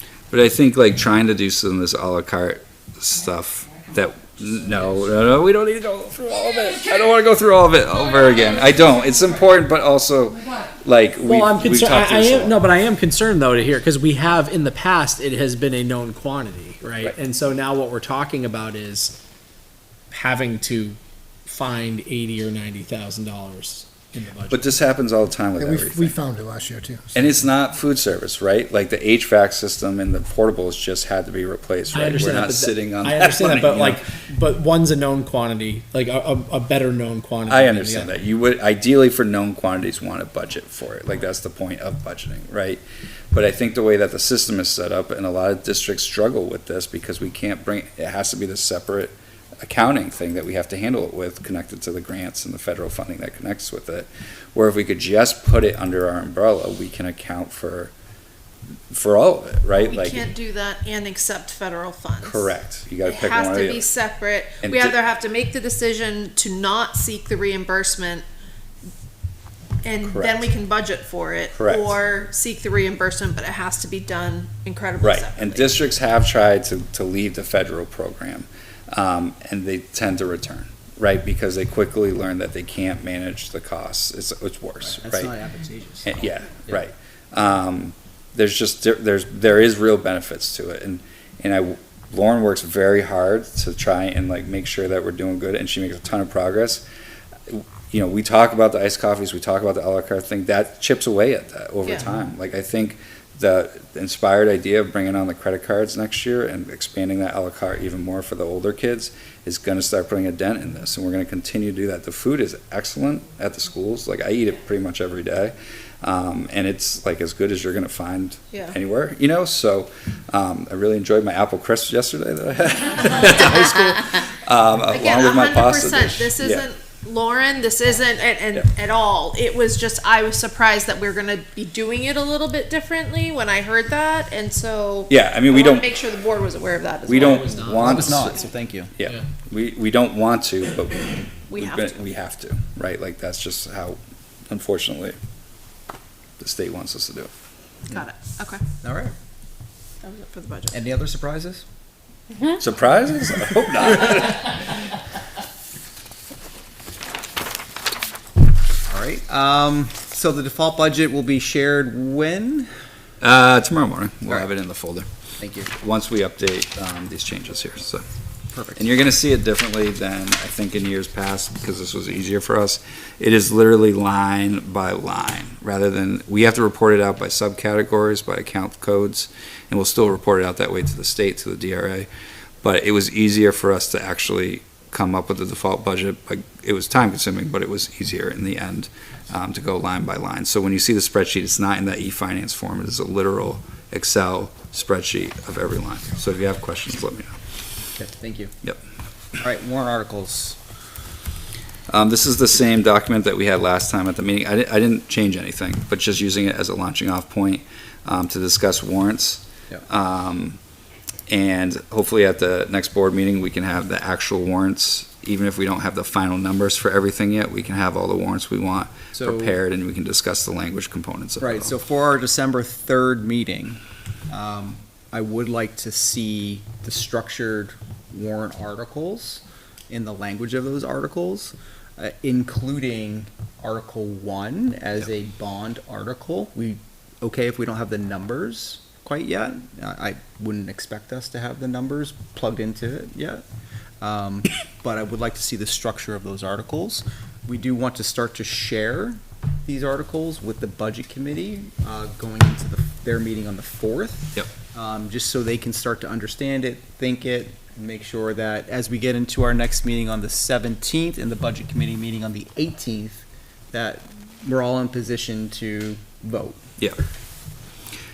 Sounds good. It was brought up at Budget Committee. I'm just going to share the feedback. If you want to watch the meeting, you can. They were asking if we were going to bring forward the athletic trainer warrant. I think Brian. addressed that. We did, and Yeah. we said we talked about that at our last meeting, and Brian very much addressed that to them in terms of why we're focusing on the warrant articles we're focusing Yeah, on. okay. But the thought process is that it still, regardless of it not passing, is a money-saving opportunity.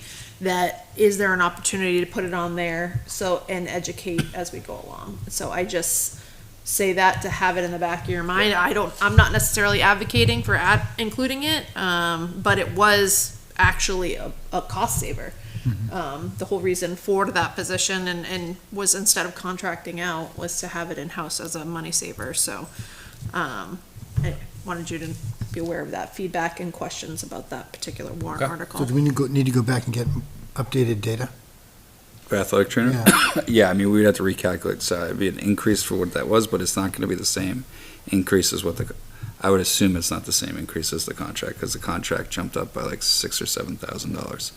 I think if you're looking at that, it's the will of the board. If you want us to pursue that, we happily would do that. Our thinking was to consolidate these and focus on the big ones was our thing. Next year, we've already been told there will be a 5-figure increase on the athletic contract. So if you want to revisit this next year, I thinking down the road, regardless of anything this year, we should revisit it next year, because they've already said it will be at least a 5-figure of some capacity increase on that contract. And they can, right? There's not many people providing the services, so they're going to take advantage of it. There's not many providers in the state doing this, so. My view is to leave it as limited as possible for this year, Yep. and then revisit next year. It's a better chance to pass with a bigger bump the following year. Totally fine. Okay. As the board reviews these warrant articles, any discussion, conversation for this evening? I mean, we're going to add the baseball field one, obviously. I mean, that's not necessarily a financial impact, but a warrant article that will have to be included on this. Again, we'll talk LEA contract in non-public, but I will say I am 95% confident we'll have something there to have forward on the warrant. And then obviously the project, we're still kind of working our way through and stuff. The reserve and trust funds is maybe where we could use a little guidance, because we could put in some numbers there, and again, we don't have to decide that right now, but even order of preference or which ones you want to see. Again, not a commitment that we'll approve them all to put there eventually, but maybe that could be some place we could get a little direction on from the board. I think the solar one should be just removed Yeah. for this year. Yep. You mean the panels itself or the whole? We're gonna bring them to your house. In terms of order of prioritization, Gotta be the bond first, right? Well, the those employee- ones, yes, but like more of the the. employee benefits. Yeah, right, we that has fund to be those in the first, sequence that they show up on the warrant, right? So like benefits has to be first. Well, I guess you could take the risk and not put it first, but like, you should put that first so you can shift that over from the previous year of those who didn't retire. So does the board have a position over capital improvement versus building and repairs and the purpose of those two articles or funds, excuse me? And note that we don't have special education. Right. Here, So intentionally. we could add that if you wanted. And then you could just make it the last if you want it. On here, we do have cats. I do think it should be on there. I think it's fine to make it last, but I do think we should have it on there. Okay. We have technology on here as well. We don't have to. Just we have about $83,000 in the technology capital reserve, so we can continue to kind of see how things progress through the budget season. here. Remind me, did we do a percentage last year, or was it a fixed dollar? It was a fixed dollar. It was. Yeah. Now it is a fixed dollar, but you cap it at a percentage, right? So you say up to 200, if we're using, for example, for any of these, up to $250,000, no more than 50% of the underspend, right? So if you only had $400,000 left over, you would cap it at 200,000. My thought would be in terms of order of either capital improvement or capital reserve, I'd probably stick with capital improvement first. I would think if we end up with a GMS related bond article, we're gonna have a GMP for that. So I would think I agree, and I think actually technology should be above capital reserve.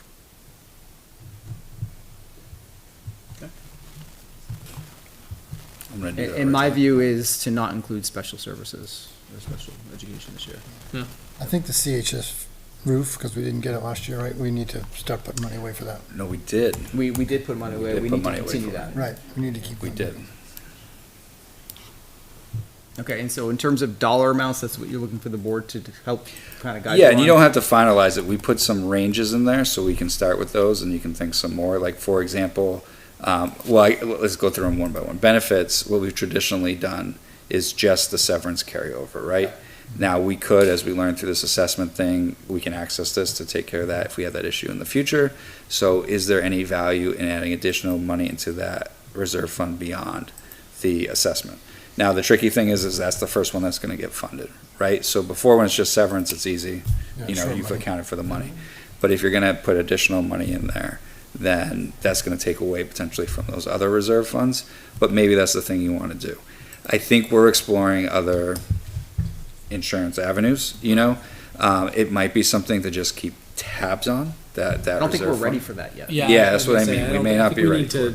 I do think we need to look at that, but I do think we need to table that. Yeah, so I think if that's the case, then I would just recommend the amount being the severance amount that you're carrying. over. Agree. Just putting it first. The second one is the roof one. We, at different times last year, had up to $375 is what we put on the warrant, and then we settled on $250. And that was discussions with the budget committee as we kind of went through it.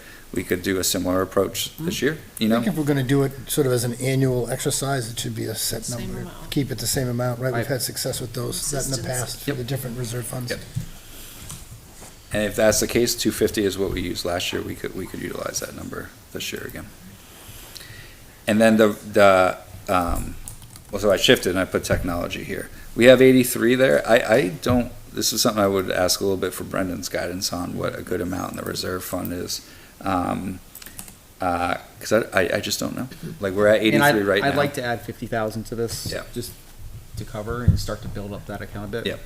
Yeah. So, okay, so 50 sounds good. And then this last one, we have a creative idea with the building and repairs one, because you can, the language is that it allows you to deal with new projects or renovations or these type of things. And what we're trying to get some clarity is, and we think we can do it, is if you put money into this reserve fund, you can take it out in the future to offset the cost of the building project, right? So if you've budgeted. Bond payments, you mean? Yeah, the bond payments. So, like, play this out, right? Let's say you shifted $250,000 from the end of the year in there.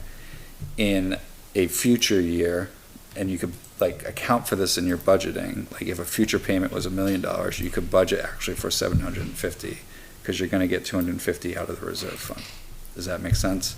There's a little That's drag tricky on it. because then you're offsetting tax rate once. Right. And then increasing it. Yeah, it gets a little, like, I don't know if people love the idea, right? Like, I just want to talk through it. Districts have used that as a way to kind of like, hey, we have extra money, and it's, what they're kind of saying with it is any extra money from any year is going immediately back into whatever massive project we're working on, right? Like, that's the idea behind it. What you usually see is districts do this in front of a big project, right? Like, they dump all their money targeting at a much smaller scale what we're doing with the roof, right, at CHS. But they take that money to build up that kind of form. Now, you could do the inverse once we have the project in place, take it out and then kind of offset that. But it's a commitment that you're always gonna do it. You're also not guaranteed to have a set amount in the underspend any single year, right? But it's an idea that we felt was important to at least bring up because it is a possibility, but. Another board can decide differently, I don't like it. Yeah, that's fine. Just trying to be creative, so. Okay. Anything Sounds good. else? Any other articles the board wants to consider? I know we've had that conversation at our last meeting, but just opening that back up. And keeping it narrow. Keep it simple. Okay, excellent. Anything else from the superintendent? No, that was, I have one other thing, but it's not budget anymore. If we're good with budget? We are good. Okay. So I had a meeting last week with a couple gentlemen from Litchfield who represent a Native American group who is looking to do, 2026 is 250th anniversary for the country, and there's a lot of events planned, both nationally and locally to celebrate 250. State of New Hampshire has a whole group that's working on the 250, right? I've seen some presentations on different things they're doing in the educational setting, outside the educational setting. So this group, local group, is looking to potentially host one of these 250 anniversary events here in Litchfield, and it would be a Native American group who's looking to do a powwow here in Litchfield and invite members of the community and members of the Native American groups that they work with to attend. So the idea is possibly on one of our facilities, one of our fields, is to do this powwow in the evening, and they'd have vendors here and different activities and during the day to lead up to it and stuff like that. So we met about it, talked about what it would take to kind of use our space, the processes, and the policy in place for all of it. We shared the policy with them and kind of the application form. And then they're going to meet with their group to see if that's something they want to pursue. And I told them I would bring this to the board to first just give you this initial heads up to see if this is something you're willing to listen to. This is no commitment to agree to it. It's no commitment that they're going to apply to do the event, but I think it's good to talk about it in advance. If it's something that you're at least interested in entertaining, this group is willing to come to the board and do a presentation with greater detail about what the event would entail and how they would utilize our facilities. And so I just wanted to kind of touch base with the board on it and see if it's something you would be willing to listen to this group about using it. If they apply, Yeah. I'm certainly willing to listen. Yeah. And they're targeting July, so school's not in session, so we're not competing against all of that. Are they also looking at the rec fields? Yes, they're looking at the town fields and then our fields and stuff Okay. like that. So I would expect they're gonna have similar conversations. They said they met with me first, so I'm assuming they're gonna talk to town representatives as well. And they're trying to figure out the best fit. They're not looking exclusively at Litchfield as well, but since the gentlemen live here, they thought they'd start with us, so. Awesome. Yeah. So that group meets tomorrow, and they, I think, want to talk to you too about getting the kids at Campbell and the other schools involved in the process yeah, as well. potentially, So, yeah. I'll hear about this tomorrow because Great. luckily enough for me, I'll be at that meeting. Great. Well, let us know. Keep us Will. posted. All right, awesome. Just watching the time, I'd like to see if the board's okay with releasing our student representative. Letting him enjoy his evening. Absolutely. What's left of his evening? Right? Yeah, I think he's good. Thank you, over Dom. there. Appreciate it. Thanks, Dominic. Thanks, Dom. You're welcome to stay. I'm giving you the option. You guys want this back or no? Sure. Yeah, Thanks. thank you. Have a good night. Thank you. All right, with that, we'll turn it over to Business Administrator Darling for an update. So I wanted to update that the impact fee request that we had for the Board of Selectmen last week was approved. So we were able to encumber the $11,000 and change that would be set to expire between this month That's and great. April. Yep. So we will go ahead and apply that to the first invoice that we just received from Harriman. And so we'll just draw down that difference from the capital reserve. Perfect. Thank you for that. The FY '27 adequacy estimates have been released. They came out last Friday. Not a huge surprise to us. There was a small reduction from this year to last year, but we're not seeing the big reduction because of the Hold Harmless grant. We will see that again in '28, but there is about a $62,000 reduction in adequacy aid. And if you, the breakdown, there's a link there that shows exactly where those changes are coming from. Essentially, some is declining enrollment. A big piece of that is free and reduced, a decrease in that. Again, I just want to put a plug out for now and for always that if families think that, you know, if they're struggling, there's no, there's no downside to at least applying to see if they qualify for free and reduced lunches, and it's a very confidential process. But that's Has there been any change to the qualifications for that? Because I think when we looked at it a couple of years ago, it was so low. Ridiculously low. Yeah, the barrier was low. It's very low. We've had families that are so close, but unfortunately, it is what it is. Okay. So there are, so yes, there were some changes. We are receiving a little bit more SWEPT, which is good. But essentially, yes, so 62,519 is the difference. So we will plan accordingly. Solar, I wanted to give an update. So we did, I think it was actually during the last meeting last time that we did receive an email giving us a timeline of where we stand at this point. I received another update from Dynamic Grid that the plans are currently under review by the State Fire Marshal. So they're also awaiting for some clarification on exactly the permits that are needed to be pulled. She said that there's, she has a KW Management, who is the solar installer and electrical contractor, is in place and ready to file those permits as soon as that clarification is received. So essentially, the next step will be January, somewhere between January and March. She said weather dependent is when she's going to start the site work. So having the concrete pad put in behind LMS, and of course, she'll be working with the school in order to do that with very minimal interruptions.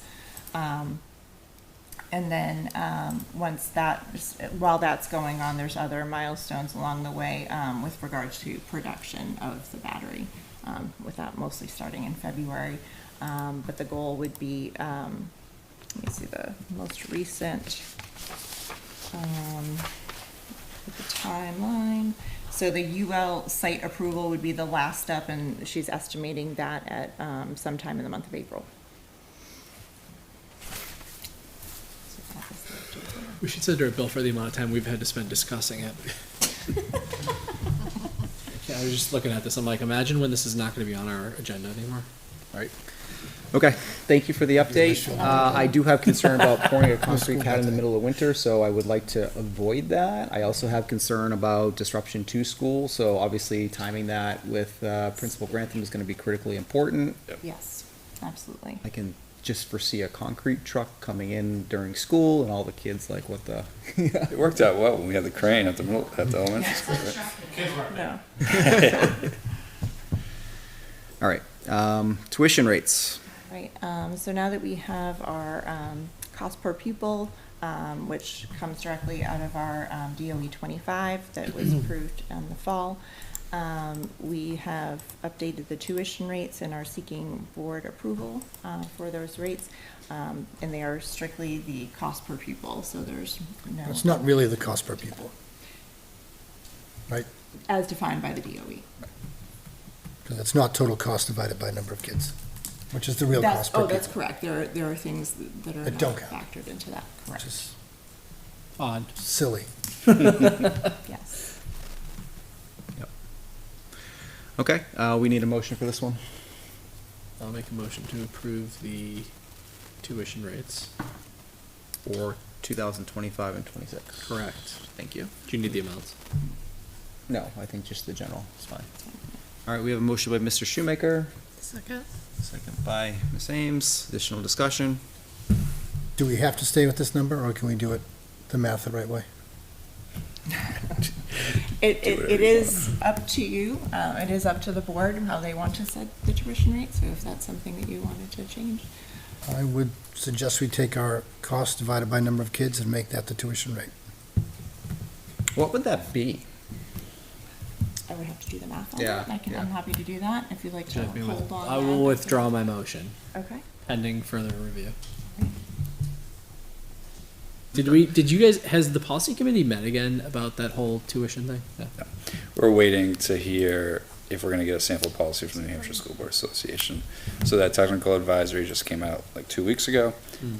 We were as I mentioned at the last board meeting, pleasantly surprised by that technical advisory.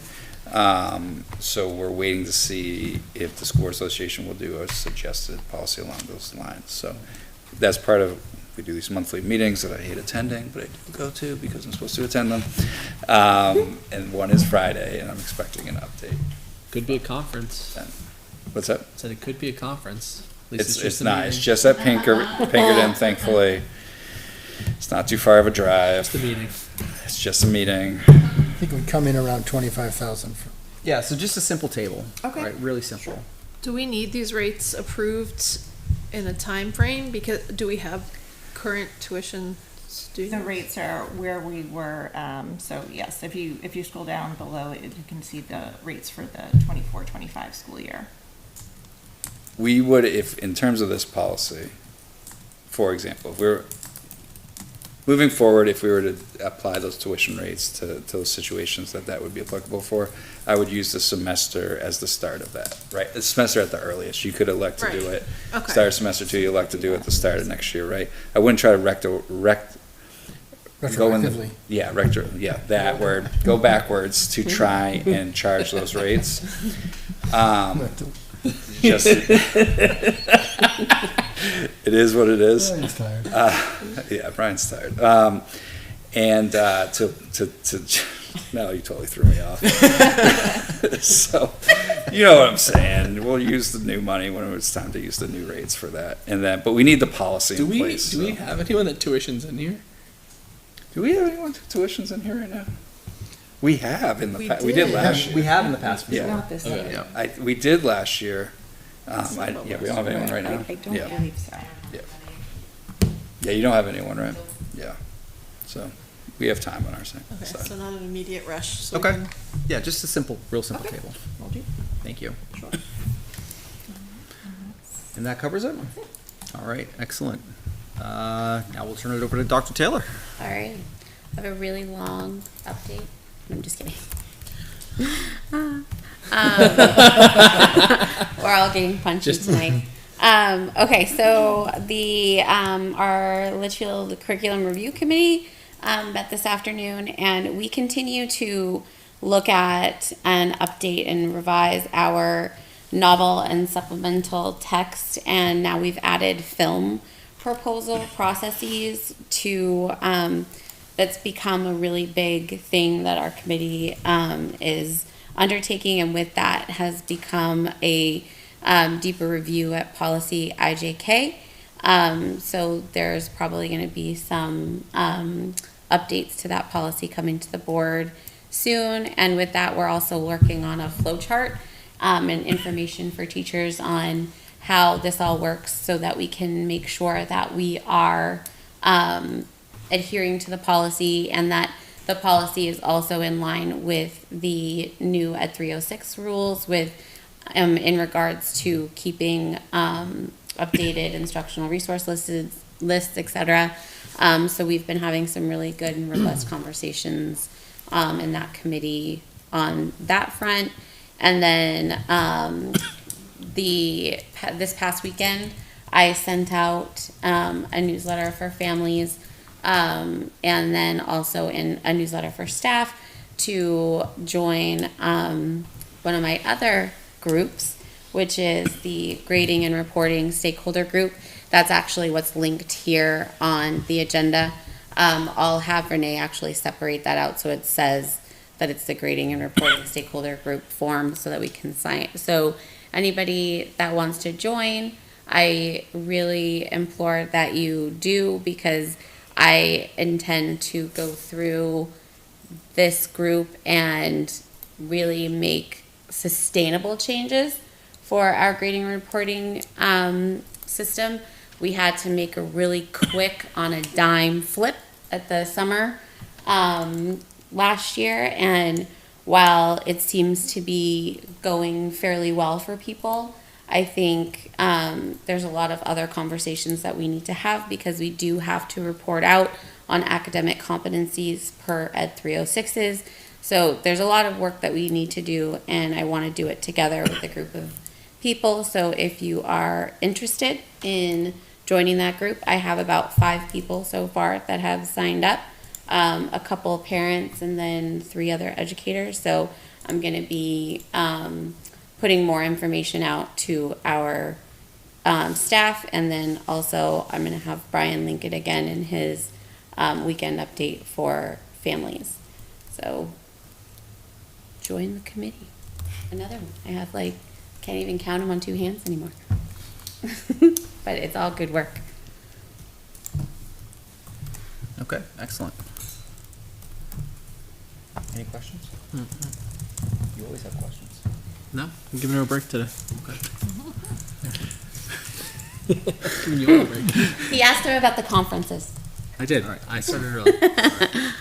We have public minutes from November 5th, 2025. I'll make a motion to approve. Motion by Mr. Shoemaker, Second. second by Mr. Plansky. Additional discussion?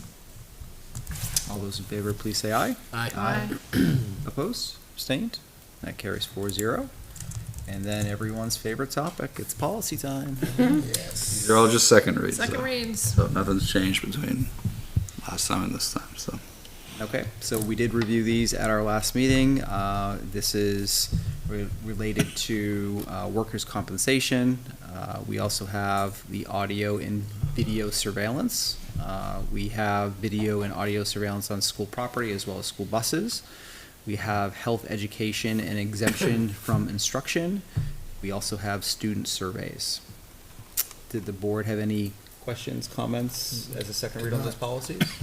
Okay, I'll make a motion to approve policy as a second read, policy GBGD, policy ECAF, policy EEAA, policy IHAM, and policy ILD. Second. Thank you. Motion by myself, second by Ms. Ames. Additional discussion? All those in favor, please say aye. Aye. Opposed? Abstained?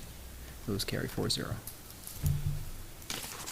Excellent, and I'll turn it back over to the superintendent now for some job description updates. Yeah, so we just want to update 2 job descriptions. One, the budget committee asked for these job descriptions, and when we pulled them, we saw they could use some updates. So we're bringing them here to update, to better reflect the current responsibilities of both these positions. These are somewhat recently? No?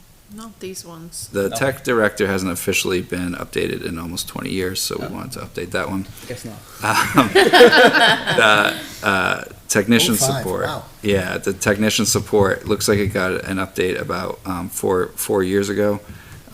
It's nothing, some of it is just cleaning up to the actual tech language that we're using now, and some of it is readjusting kind of the responsibilities a little bit about how, Brendan and his team are gonna kind of move forward and stuff like that. We have one other tech position that we didn't need to update, the network, it's not a network, database manager and administrator there, that is in good shape, that we don't feel needs to be updated at this point. So we just asked the board to review. If you have any questions, happy to answer them, and if not, approve them. Yeah, I don't have any comments or. I thought that they looked. When I look at the support Personal technician, opinion. it seemed to me like they have some responsibility that I would think would be on the director. I think some of this reflects who we have in the job, like, for example, Jameson does a great job. We were without a tech director for, 6 weeks there, and Jameson picked up a lot of slack. So he's a capable guy. So we can trust him with a little more responsibility than I think an average technician maybe can do. I also think it's a byproduct of just having the smaller team, right? He's got to pick up and do some different responsibilities in that role than maybe technicians in a bigger district where you have specialization even within the technician, if that makes sense. Now, just the monitoring thing, the monitoring the networks for suspicious activity and security incidents. In my world, that's the Oh, big guy's the job. big guy's doing it too. I think this is like the assistants with it all, you know?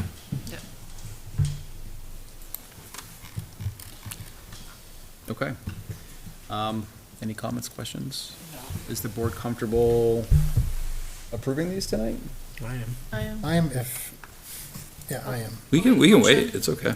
I'm just looking in the directors, and I don't see the same paragraph about monitoring for security.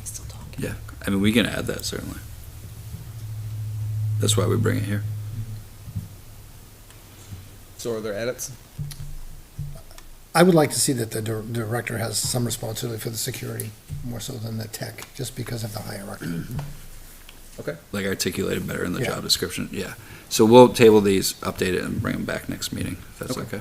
Perfect. With those adjustments? Yep. Yeah. All right, moving into old business, we have enrollment, no change. Pretty steady. And then we have GMS project. Yep. So we had our second community forum last night, better attendance than the first one, which is great. We took some different advertising approaches, and, you know, we asked at the end how people heard about it, and they seemed to hear from the different things that we tried, so I'll probably continue that for the next time we have a forum as well. We discussed we got the PowerPoint from Harriman late this afternoon, so we'll get that up on the website and share that out when we can. And presented two primary options in the sense of one, a renovation in addition to GMS and keeping the grades as they are throughout the schools. And the second, shifting grades around, utilizing the space at CHS, doing some renovating there to add some classrooms to account for 7th and 8th grade moving up there, 3 to 6 in the middle school, and then the pre-K through 2 remaining at GMS. Our construction manager, Harvard representative, was there as well, who was great, offered some good insight. They're working on the numbers for all of us.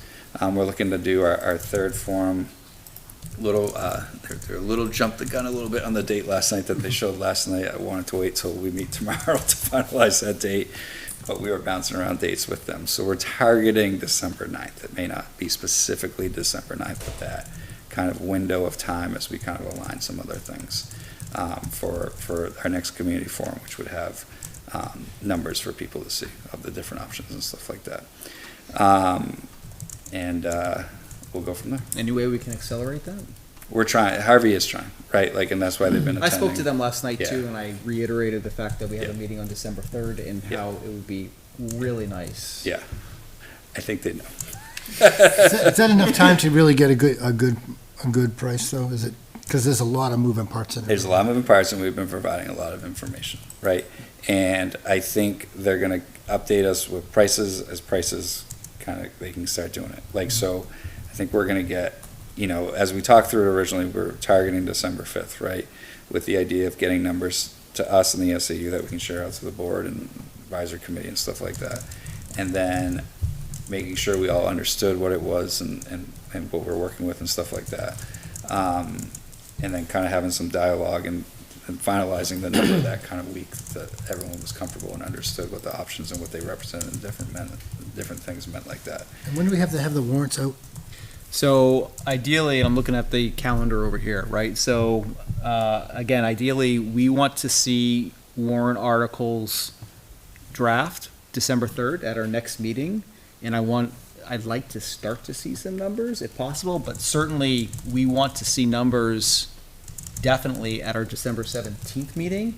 And we want to be able to share those numbers as soon as we have them with the budget committee going into their meeting on the 18th. Yep. And if we can give them at least a review as soon as we have them, Yep. so they have time to review it going into their meeting on the 18th, that's great. I mean, it is a tight window we're working with here, you know. We continue to make progress. You know, sometimes I'm surprised when we have these meetings with Harriman, like how much gets done in the last time we've seen them, you know? It's kind of crazy, but I mean, they're professionals, this is what they do. I gotta be honest with you, the thing that's really impressive Yeah. is how much they're able to get done. I mean, I know that you're interacting with them, but like the last go around, I was on meetings with Dan, like it was all the time. Yeah. So they're doing things very efficiently. Yep. And yeah, and they've had their engineers here. They've gone through stuff. They've asked for different reports, and whenever we try to send it right away so they can look at the numbers and stuff like that. So we're trying. As soon as we can get it, we'll send it out to everyone. We know that's an absolute critical piece to all of this. So. Yep, okay. You said it. The last little bit is just the folder. We talked about this at the last meeting. Bond examples that we got from the bond bank. These are just examples, I can't stress enough, of the difference between level debt and level principal and 20, 25, 29 years. It uses $20 million. It's just a round figure. We're not saying the project's gonna be $20 million, but just as a round figure. Give the board an idea of what the different bonds, like how the length of time affects it and the different ways to approach it and how it would do. The bond bank did kind of say like, there's a rate that the rate they're using in those examples was last July's rate, July 25. And that was 4.3%. Yeah, they think it's gonna be lower in this July due to the federal rates coming down and then anticipated another rate to come down. So we could be looking at more favorable rates than those ones that are presented in those examples. As we get closer, we'll have an estimated rate, which we won't know the final rate until later on, so. Yeah, that's why I want you to look. Remember, it's at 20, it's not what the number's gonna be. Okay. Yeah. Any questions on timeline, what we're working towards? Aggressive. Yep. Okay. Appreciate it. Yep, thank you again for all the work, and special thank you to all the people that you're working with. Yeah, it's a great team that we're kind of working with, both with Harriman, with Harvey, with our own people. Everyone's been super flexible. I mean, they came on Veterans Day to do the walkthroughs to the schools, so they wouldn't interrupt, any of the education going on. That they don't have to do that, but they did that, in the sign of knowing that what we're working against here. So, kudos to them. They're great so far. Awesome. All right, shifting gears into manifest this evening. So, does the manifest have signatures? Okay. We have accounts payable of $67,689.68. We have another accounts payable of $205,164.77. We have a credit card manifest of $7,237.52. We have a payroll of $433,186.44. We have LEA and LSSA dues, $10,803.54. And we have 403B and NHR. I don't know what NHR is. Retirement. Oh, retirement, thank you. And $256,739.72. And that covers it for manifest this evening. With that, we are now into our second community input that I'd like to open up for the public. All right, we'll close community input and move into school board comments. I wanted to say I had the opportunity to see the play that goes wrong this weekend, yes. and It's great. it was hysterical. Like I was like the whole theater was laughing. It was a fantastic production. The kids worked really hard on it, and so kudos to them for all of their work over that weekend. That's it for now. Excellent. Lots of exciting things happening as we progress into the holiday season, right, as Tom has presented. So looking forward to getting out and getting into some of these events as well. So, all right. With that, the board does have non-public business this evening under RSA 91A3, A through C. And with that, I will entertain a motion to go into non-public. So moved. We have a motion by Mr. Shoemaker. Second. Second by Mr. Plansky. This will be a roll call vote. Mr. Plansky? Aye. Mr. Shoemaker? Aye. I am an aye. Ms. Ames? Aye. That carries 4-0. Thank you, everyone. We are now in non-public session.